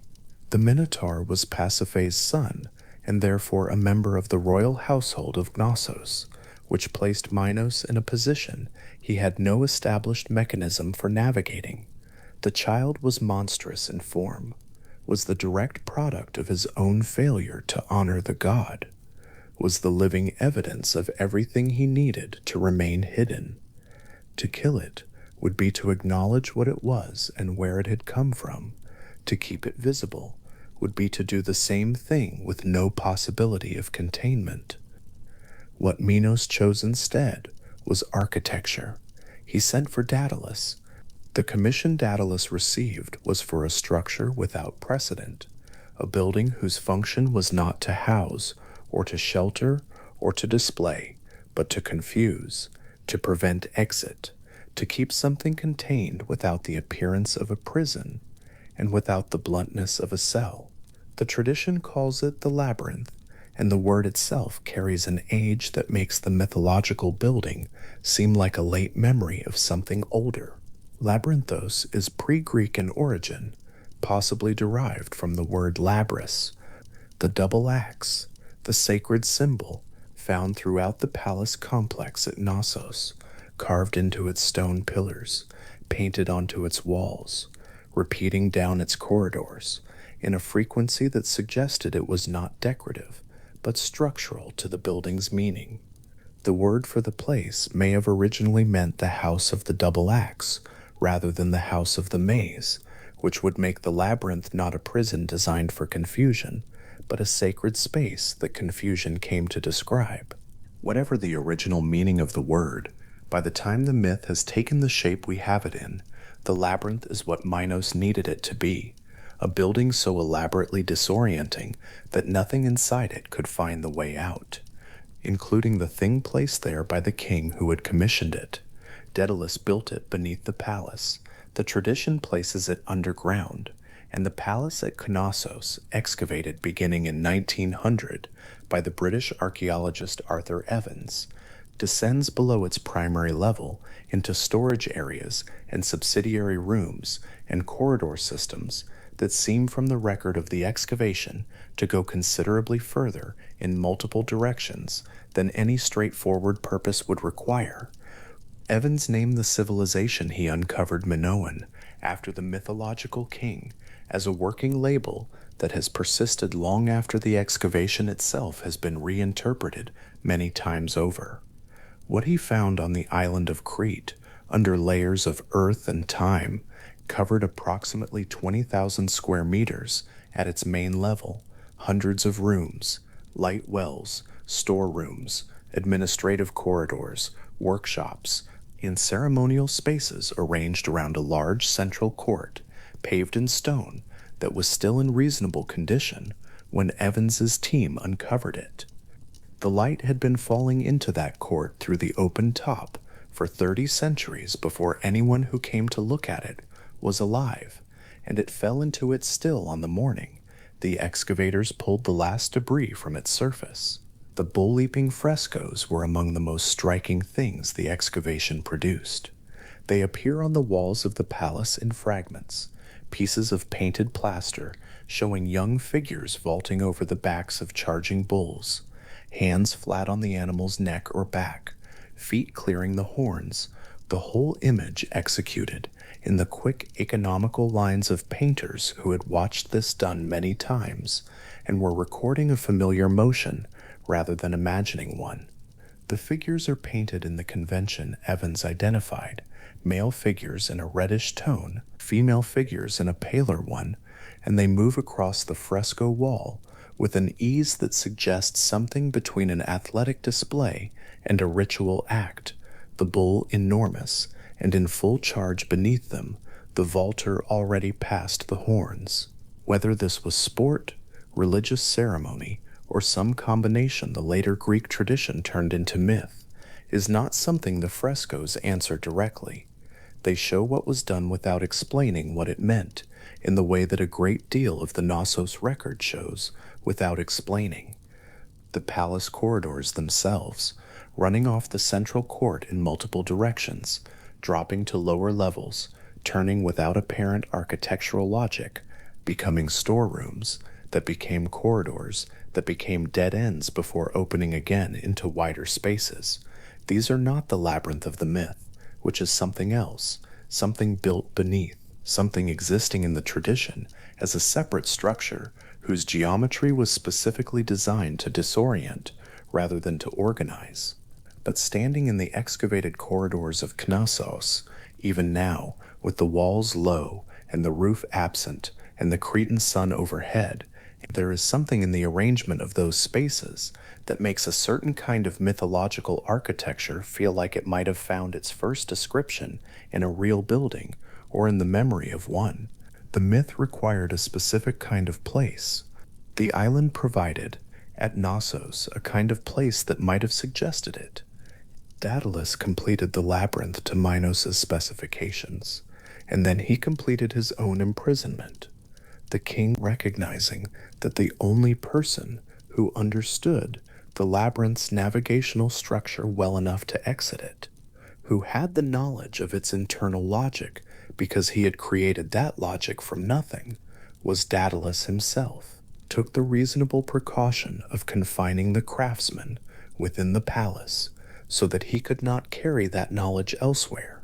Daedalus had made the perfect prison for the Minotaur, and had then, without entirely intending to, made a somewhat less perfect but adequately effective one for himself. The tradition does not say he was distressed by this. It says he began thinking about other means of departure, specifically upward, and that he eventually solved the problem of his confinement with wings. That resolution, however, belongs to a different part of the tradition, and the story does not need to follow it there. What the labyrinth had done, from Minos' perspective, was solve the most immediate problem. The creature was contained. The evidence of the god's punishment was underground. The surface of the palace continued as it had been, administrative and maritime, and apparently untroubled. But a contained creature still required feeding, and the tradition is specific about this. The Minotaur ate people, not animals, not tribute in the form of grain or oil, or the ordinary commodities of the Aegean tribute system. The labyrinth had solved one problem and produced another, and the second problem required the Athenian tribute to solve it, or to not solve it, but to indefinitely defer it. The creature fed, the king's secret maintained, the shame of the whole arrangement absorbed by the city that had provided, through its own king's ambitions and failures. The original cause for Minos to impose the demand. The origin of the tribute is held in the tradition through the story of Androgeus, son of Minos, who traveled to Athens for the Panathenaic Games and distinguished himself enough in the competition to attract the kind of attention from the king that a man with strong sons and uncertain alliances tends to attract. Androgeos died in Athens. The tradition offers variant accounts of how, some holding that Aegeus himself arranged the death, finding the young Cretan prince too capable and too visible in his city for comfort. What Minos found when word reached Knossos was that his son was dead in the city of a king who could not or would not account for it cleanly. The Cretan fleet was already the dominant naval force in the Aegean. Minos moved it toward Athens without extended deliberation. The siege was long, and Athens held, but Minos had resources beyond his fleet, and he called on them. The tradition holds that he called down divine affliction on Athens, a plague and a famine, both sent at his request from Zeus, who was, after all, Minos' father, and whose support for his son's grievance expressed itself in the bluntest possible terms. The plague and the famine did not lift. Athens consulted oracles, as it customarily did, when the available human mechanisms for understanding a situation proved inadequate, and the oracle's answer was specific and impersonal. The city must satisfy Minos directly on whatever terms he set. The terms Minos set were 7 young men and 7 young women, sent to Crete every 9 years, to be given to the labyrinth. The tradition does not record whether Minos expected the tribute to solve the labyrinth's feeding problem indefinitely, or whether he understood it primarily as a mechanism of humiliation, a tribute designed to be visible, to be grieved publicly and regularly, to mark Athens permanently as a city that had given over its young people to the thing living under the Cretan palace. The two purposes were not mutually exclusive, and the tribute served both for as long as it continued, 7 and 7 every 9 years. The numbers have the quality of ritual prescription, specific, symmetrical, not arbitrary, but not obviously logical either, the arithmetic of humiliation rendered official and permanent.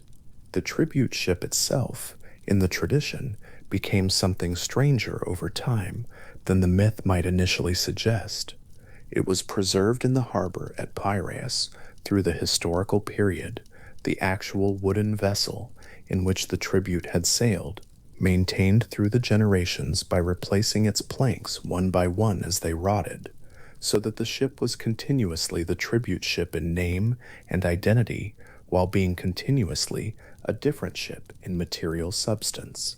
By the time Athenian philosophers began to think carefully about identity and persistence, about what it means for something to be the same thing over time when every part of it has been replaced, the ship in the harbor gave them a concrete case that had been sitting in plain sight for centuries.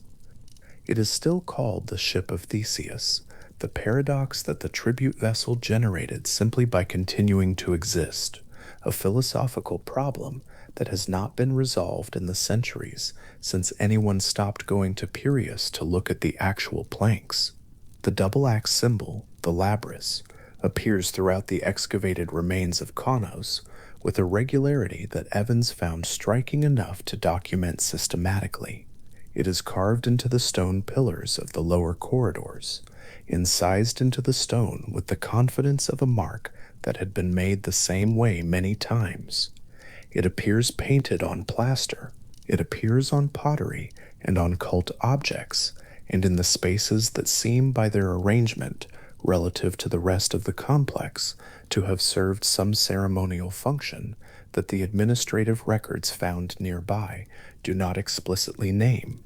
The double axe was sacred, that much the frequency and the placement make clear.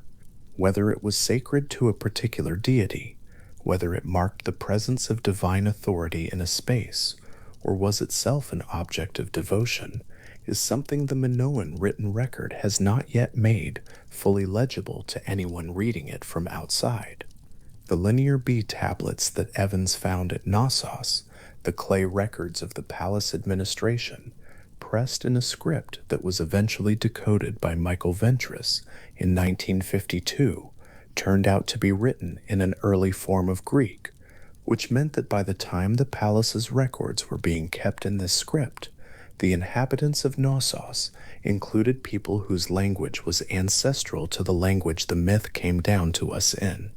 Linear A, the earlier script found at Knossos and other Minoan sites, has not been fully deciphered. The administrative records in Linear B are primarily inventories, oil, grain, livestock, cloth, the ordinary material record of a complex palatial economy. They do not mention the Minotaur. They do not mention Daedalus. They are, in their way, as silent about what the tradition says happened beneath the palace as the labyrinth itself was silent about everything it contained. Minos ruled from Knossos in the long middle of his reign with the authority of a man who has solved his worst problem, or believes he has. The creature fed, the tribute arriving on its 9-year cycle, the Athenians absorbing their humiliation at the intervals the terms required. The palace above the labyrinth went about its business. The harbor received its tribute. The frescoes were painted in the long corridors of the upper levels, the bull leapers vaulting over their animals in the bright, quick style of the Knossos workshops.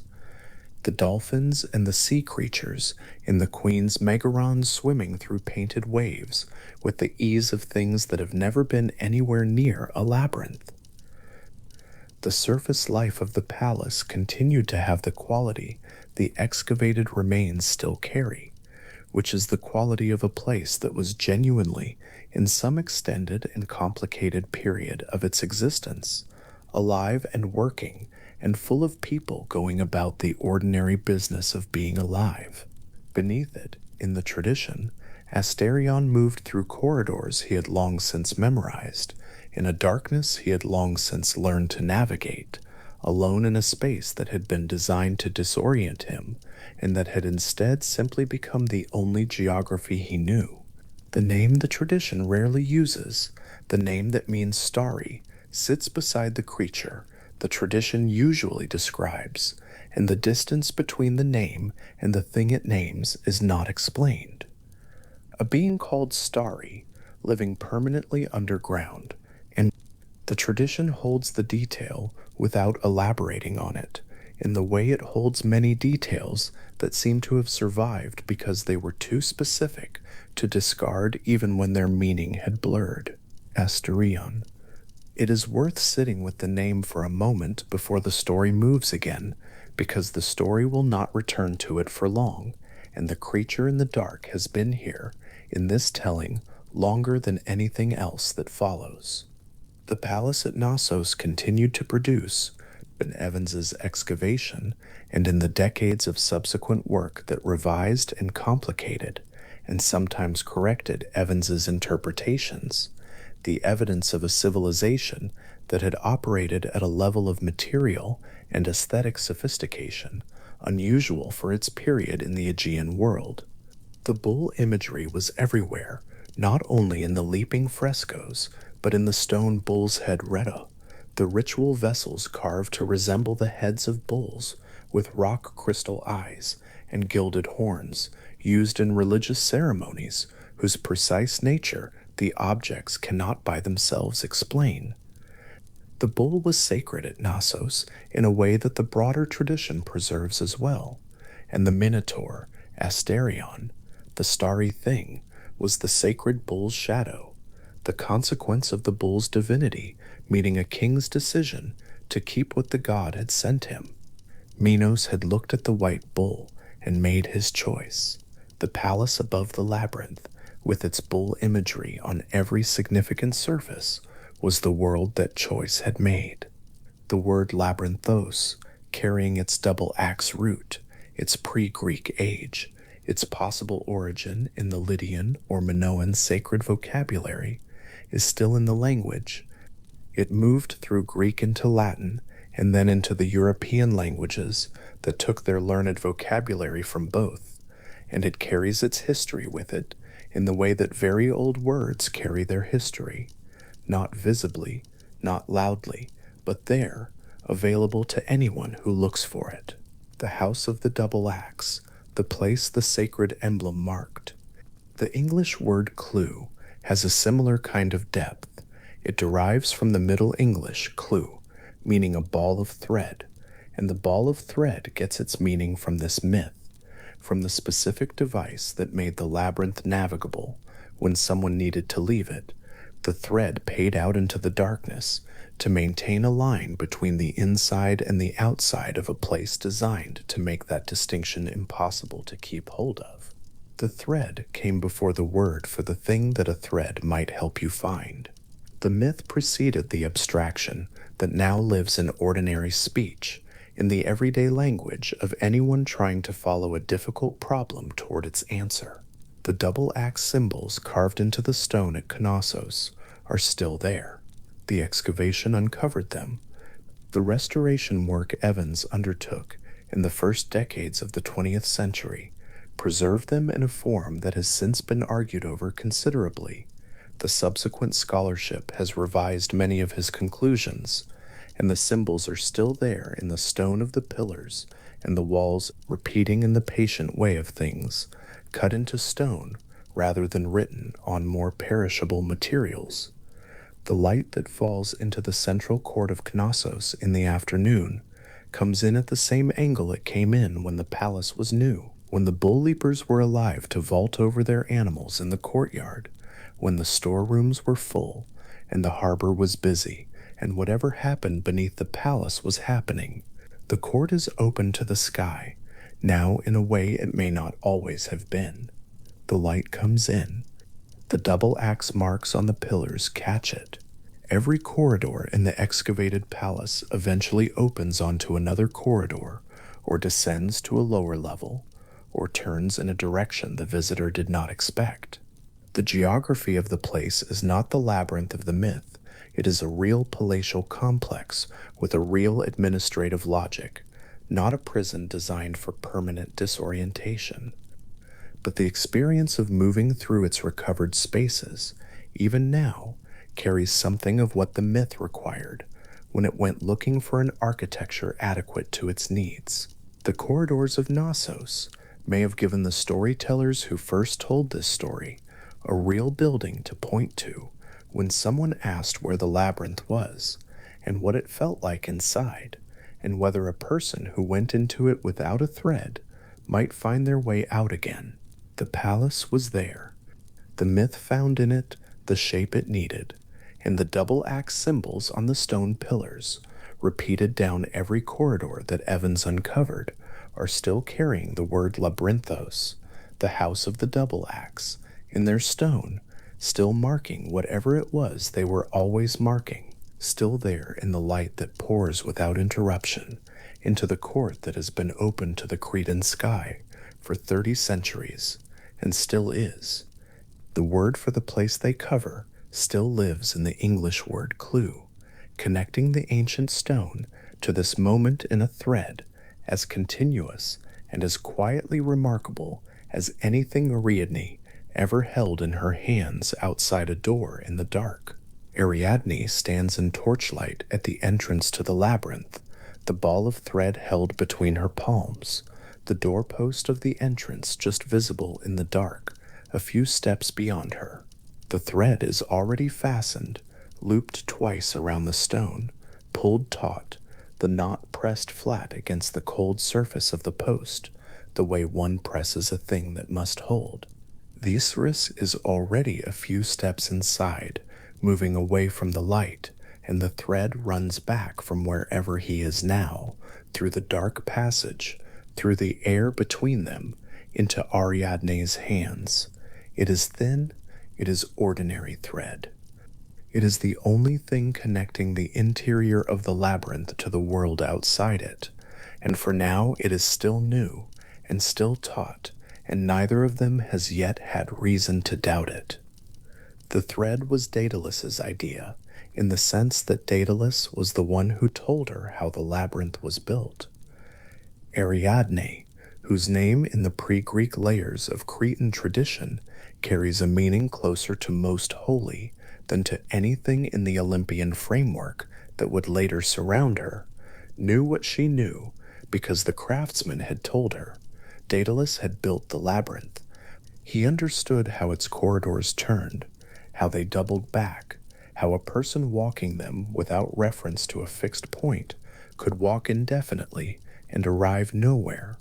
The thread was the fixed point, fastened at the entrance, paid out through the hand as one moved deeper into the passages. The thread maintained what the stone corridors were designed to destroy, an unbroken physical line between the place one entered and wherever one had gone since. In the Greek word for the ball of thread, clue, the English language would eventually find the word clue, carrying inside it the memory of this specific solution to this specific problem. The idea that the thing connecting a person to what they are looking for is a thread paid out carefully through dark and winding space.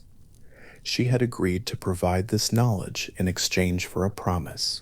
The terms were specific and said aloud. Theseus would take her to Athens, and there they would be married. Whether he spoke those words with the full intention of keeping them, the tradition does not entirely resolve. What it holds clearly is that the agreement was made, the thread was provided, and Ariadne was standing at the entrance with the ball in her hands, while Theseus moved into the dark ahead of her, the thread going with him, slowly and steadily, the ball growing smaller in her grip. Inside the labyrinth, the corridors were stone, and they were dark, and they were silent in the way that spaces far underground are silent, not the silence of an empty room, which still carries the sound of wind against walls, and the distant sounds of whatever is outside, but the deeper silence of places where the surface world has simply stopped arriving. The torch that Theseus carried would have shown him a short distance of passage in each direction. The walls close on both sides, the ceiling low, the floor even, and worn smooth in the way of floors that something has walked many times. He would have felt the thread passing through his fingers as he moved, the slight continuous friction of it, the knowledge that it ran back through every turning he had made, and would run back through every turning still to come, all the way to the entrance, all the way to Ariadne, all the way out. The thread was the outside world, made small and portable and carried along into the dark. The creature he was walking toward had a name that almost no familiar retelling uses: Apollodorus. Setting down the traditions he had assembled, preserves it: Asterion, starry, a name that belonged to the creature, the way a name sometimes belongs to a thing, attached at some point in the tradition's long transmission, for reasons the surviving sources do not elaborate. Asterion, the starry one, living in the dark beneath the palace, in the maze that had been built to ensure that no one who entered could find their way out again. The incongruity of the name, its brightness, its celestial reference, given to a being kept in perpetual underground darkness, sits in the tradition without explanation, neither corrected by later sources nor made much of. It is simply there, the name of the creature, bright and underground at once. Apollodorus holds that Theseus killed the Minotaur with his fists. Other sources describe a sword, or a weapon taken from the creature itself. The accounts do not agree, and the tradition has never settled the disagreement into a single canonical version. What holds across all of them is the encounter itself: Theseus in the dark, the thread somewhere behind him, the creature ahead in the passages it knew completely, and the killing, accomplished by whatever means, and then the thread still there, still running back through all the turnings, still connected to the doorpost, still held at the other end by Ariadne, still taut. The return through the labyrinth would have been a matter of following the thread. Each turn already made was already in the thread, preserved in its particular angle and tension, the whole route stored in the line itself, the way a course is stored in a rope, drawn back to its starting point. What had been a problem of forward navigation, where to go next, which passage to take, became, on the return, simply a matter of following what was already there. The thread knew the way out because it had come from there. It knew every turning because it had been through every one of them, paying out from the ball as Theseus moved deeper and now pulling him back as he followed it toward the entrance, toward the torchlight, toward the doorpost, toward Ariadne, still standing at the threshold, with the ball now nearly unwound in her hands. She was there when he came out. The accounts do not dwell on this moment with great ceremony. What they preserve is that she was there, and that together they went to the harbor where the Athenian ship was waiting, and that the other tributes, the 7 young men and 7 young women who had come to Crete in the same black-sailed ship that had brought Theseus, were freed and brought to the ship as well.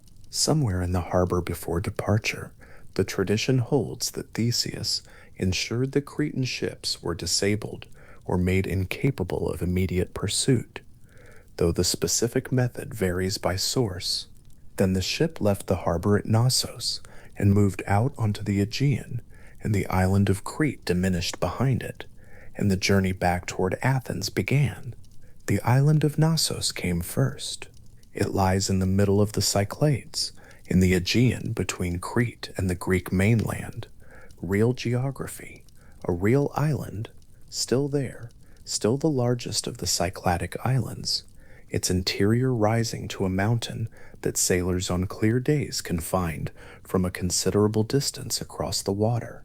In the tradition, Naxos was sacred to Dionysus, god of wine and ritual transformation, and the particular altered states that stand at the edges of what the waking mind can hold. It was on Naxos that the ships stopped. The tradition holds that when the ships left Naxos, Ariadne was not on them. She was on the shore, sleeping. The sources diverge at this point in ways that are genuinely interesting and have never been reconciled. Some hold that Theseus left her deliberately.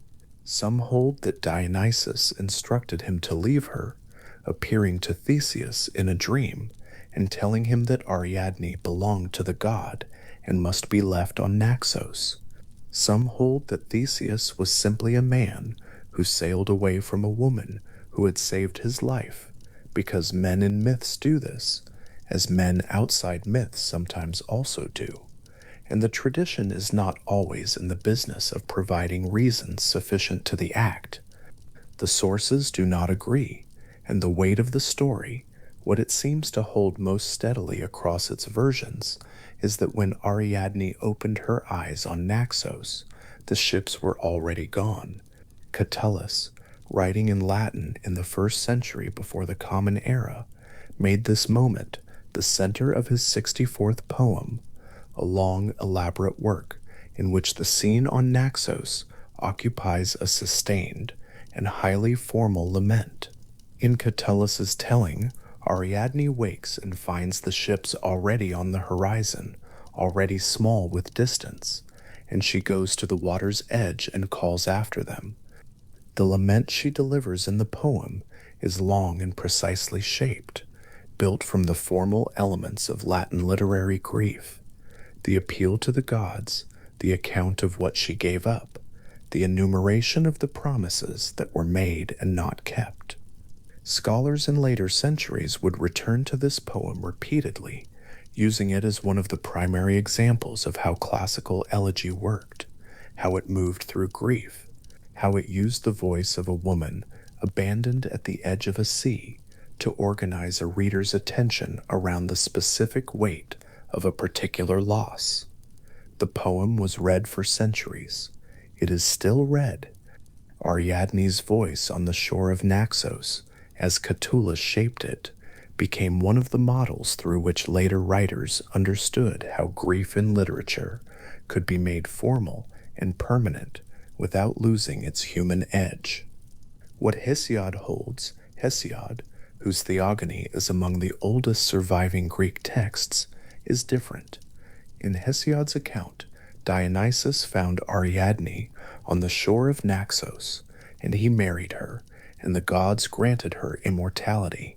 The image the vase painters returned to for centuries, because they did return to it, decorating ceramic vessels across hundreds of years with this same scene, shows Ariadne on the shore, often sleeping or just waking, and Dionysus arriving with his retinue, the Thyasos of satyrs and maenads, moving through the scrubland of the island's interior, the god pausing at the water's edge, looking at the figure on the shore before him. The moment the vase painters found most paintable was not the lament and not the departure of the ships, but this, the pause before everything changes again, a god standing at the edge of the sea, looking at a sleeping woman who does not yet know that the story she thought she was in has become a different one. Dionysus placed a crown on her head. This detail comes through Hesiod and through the tradition that gathered around it in later centuries. The crown, a real diadem, a circle of gold set with gems, the physical object of the marriage and the gift, was then, in the tradition's account, placed in the sky, transformed, set among the stars. What had been a piece of jewelry given by a god to a woman on a shore became the constellation Corona Borealis, the northern crown, an arc of 7 stars visible in the night sky above the Aegean, above the Mediterranean, above the northern hemisphere in general, carrying the name of the crown, carrying by extension the name of the woman it was placed on, circling through the sky in the slow rotation that carries all the constellations through their annual courses. The constellation is real. This is not a metaphor in the way that modern usage tends to mean when it calls something a constellation, a pattern, a grouping, an idea organized like stars. Corona Borealis is a specific group of stars in a specific region of the northern sky, visible to the naked eye on clear nights when the sky is dark enough, its arc distinct enough that it has been identified and named by cultures across a wide range of traditions that had no contact with each other and arrived independently at the image of a curve or a crown. The Greeks named it for Ariadne's crown, the arc of its stars, 7 principal ones, the curve they make between the constellations, Bootes and Hercules, is shallow enough to be suggestive rather than dramatic, a gentle bend in the sky rather than a bold shape, the kind of thing that rewards the eye that has been told where to look and then finds it there, dim and real and reliably, in the same position each clear night, rotating slowly with the rest of the sky overhead. To find Corona Borealis on a summer night above the Aegean or above most of the northern hemisphere, one looks for Arcturus, the bright orange star in the constellation Bootes, and from Arcturus one looks toward the east, where the arc of the northern crown waits in the darker portion of the sky. It does not announce itself. It is not among the most brilliant features of the night sky, not the kind of constellation that a casual observer finds without direction, but once found, it holds its shape reliably. The arc is consistent, the 7 stars in their curve returning to the same position each night as the sky rotates, the whole pattern circling in the way all stars circle, from east to west across the night, going down into the horizon and returning again on the other side of the darkness. The arc has been there for as long as the sky above the Aegean has had a sky to be in, which is to say for as long as there has been a sky at all. Ariadne received her crown on the shore of Naxos in the mythology's account of time, which is not historical time,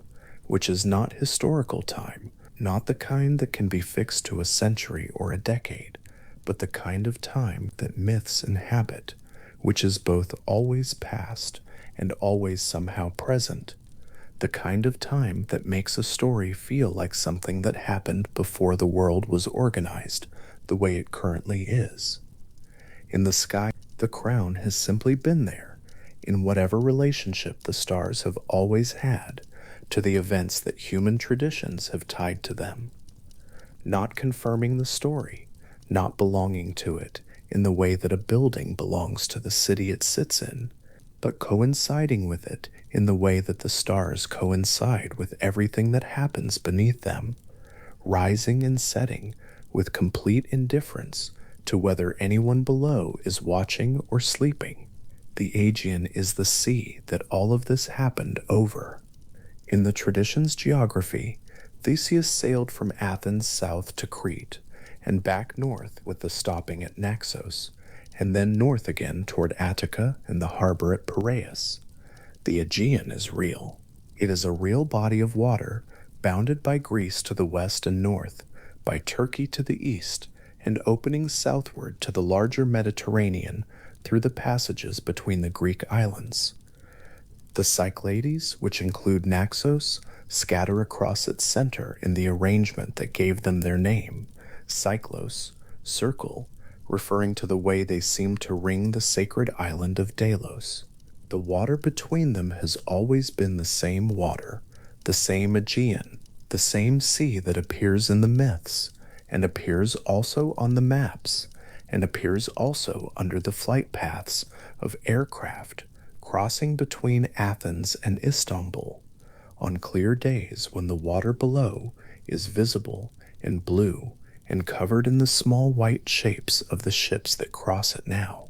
It is a particular quality of the oldest myths, the ones that have been attached long enough to specific landscapes that the landscape itself seems to have absorbed them, that the geography persists after everything else has changed. The islands are still there, the sea between them is still the same sea. Naxos is still the largest of the Cyclades, still rising to the same mountain, still visible from the Aegean on clear days, in the same way it has always been visible. The shore where Ariadne slept, the particular cove or stretch of beach that the tradition imagined, or remembered, or simply needed for the story, cannot be pointed to the way that Pausanias pointed to the rock at Troezen. But the island is there, and the sea around it is there, and the sky above it is there, and Corona Borealis rises above it on summer nights the way it rises above every part of the northern hemisphere, its 7 stars in their shallow arc, turning slowly with everything else. The thread that Ariadne held at the entrance to the labyrinth, the ball of it in her hands, growing smaller as Theseus paid it out into the dark, has left its trace in the English language. Clue, the word for the ball of thread, became clue, the word for the thing that connects a person to a truth they are trying to reach. The connection is direct. The word carried its meaning across 2,500 years of linguistic change, from the Greek traditions through the Latin transmission and into the medieval English period, and then into the present, where the word appears in common speech every day, attached to investigations and puzzles and mysteries.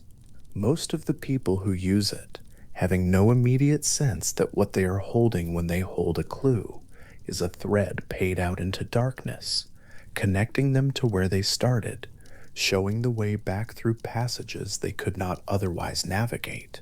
The etymology is a kind of survival, the specific memory of Ariadne standing at the doorpost of the labyrinth with a ball of thread, preserved inside an ordinary English word, still working the same way the original thread worked, still pointing through the dark towards something that can be found.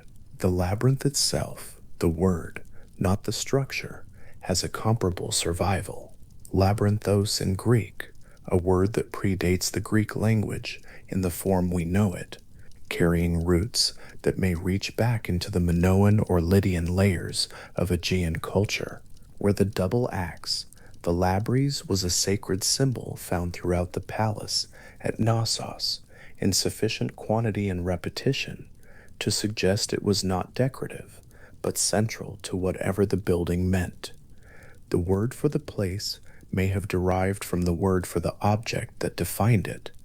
The labyrinth of the myth, the maze beneath Knossos, built by Daedalus to conceal what Minos could not acknowledge and could not destroy, carries inside its own name the image of the double axe, the symbol of the Minoan sacred, the thing that was repeated on the walls and pillars of a palace that the Greeks later organized their mythology around.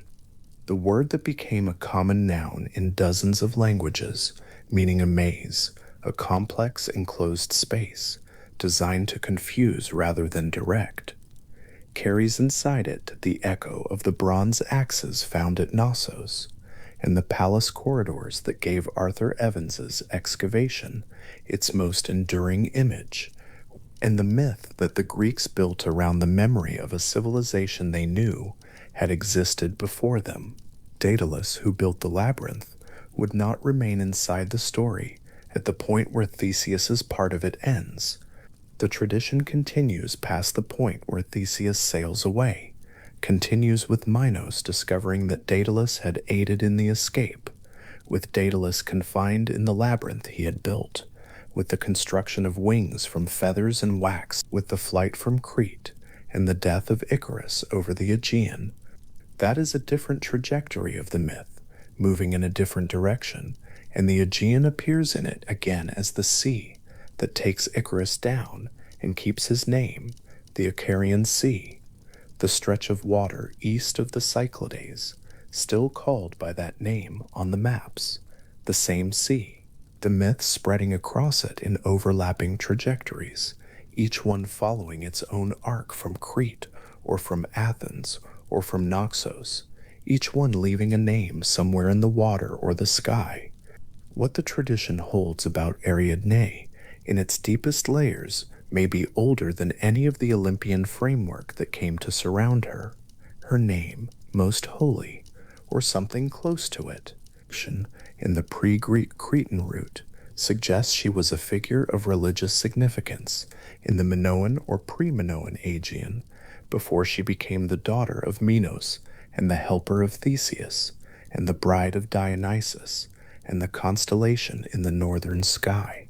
The scholar's view of her, in its careful form, is that she may have been a goddess of some kind before she became a princess, that the story of her abandonment and divine marriage preserves the memory of a religious tradition in which a mortal woman and a divine woman were once the same figure, or in which a goddess's marriage to a god was the central event, and the details of the Athenian hero and the thread came later, overlaid on a story already old when the Greeks arrived at it. This reading is speculative, and the sources do not confirm it cleanly, but the pre-Greek quality of the name holds across the scholarly record, and the antiquity of her connection to Dionysus, a god who was himself very old, whose cult predated many of the Olympian arrangements, is consistent with the idea that Ariadne's story was already running before the myth of Theseus arrived to incorporate it. Dionysus found her on the shore. This is what the tradition says, across enough of its sources to hold it as the story's dominant resolution, the one that carries the most weight in the long transmission. He arrived with his Tyassos, the retinue that accompanied him, the satyrs and maenads who moved through the landscape in the altered states his cult was associated with, and he found her there, at the edge of the sea, at the edge of the story she had been part of, at the beginning of the story she was about to be part of. The vase painters showed him pausing, looking, the moment before the change, held still in the painted image the way all moments in painted images are held still. The god and the woman at the edge of the water, the whole island of Knossos behind them, the sky above them already containing the crown that will be placed there. He placed the crown on her head. The crown rose to the sky. Corona Borealis began its circulation through the northern sky, which it had already been doing before the story was told, and continued doing after the story settled into the form we have received it in, and is doing now, on whatever night presents itself as now. The 7 stars in their arc, the arc turning slowly with the rotation of the sky, the constellation rising in the east as the night begins, and moving in its slow course toward the west and the horizon, steady and dim, and entirely itself, carrying the name of the crown, carrying inside the name of the crown, the memory of what the crown was placed on, and why. The shore of Naxos in the gray light before full sunrise is a real shore on a real island in a real sea. Birds begin before sunrise on every Mediterranean island, before the light makes the horizon distinct, in the particular quiet of the hour when the night is ending, but the day has not quite arrived. On the shore of Naxos in the story's moment, the birds would have been beginning, and the ships would have been already small on the northern horizon, and the island behind Ariadne would have been rising gradually out of the dark into the early shapes of the land, the mountain, the interior scrubland, the low vegetation near the water's edge, all of it becoming slowly visible in the gray light. The sea around the island would have been moving the way the Aegean moves in the early morning, when the wind that comes up with the day has not yet arrived. Slowly, the swells long and gentle, the surface catching the first of the sky's light, in the particular way that deep water catches it, different from shallow water, different from the way the sky itself looks, a slightly different quality of gray. The story does not end in the usual sense that stories are said to end, with the central problem resolved and the characters arrived at a state the narrative can leave them in. The Minotaur is dead, the tribute mechanism has been broken. Theseus is sailing toward Athens. Ariadne is on the shore of Naxos, waiting for Dionysus, without knowing she is waiting for him, and the crown that will be placed on her head is already in the sky above the island, circling as it always circles, the story not yet having arrived at the moment that will explain why that particular configuration of stars carries a particular name. Everything is already in the position it needs to be in for the rest of the tradition to proceed. Dionysus is on his way. The Theseus is moving through the island's interior. The god will arrive at the shore and pause at the water's edge, and the story will move into its next form, the one that places Ariadne permanently in the sky rather than temporarily on the island, and the arc of stars that has been circling since before any of this was named will receive the name it carries now. There is a specific pleasure in following a very old story to the place where it opens out into something larger than itself, where the particular events of the myth, with their particular figures and their specific geography, widen into the kind of frame that the sky provides, or that the persistence of a word provides, or that the simple age of the story provides.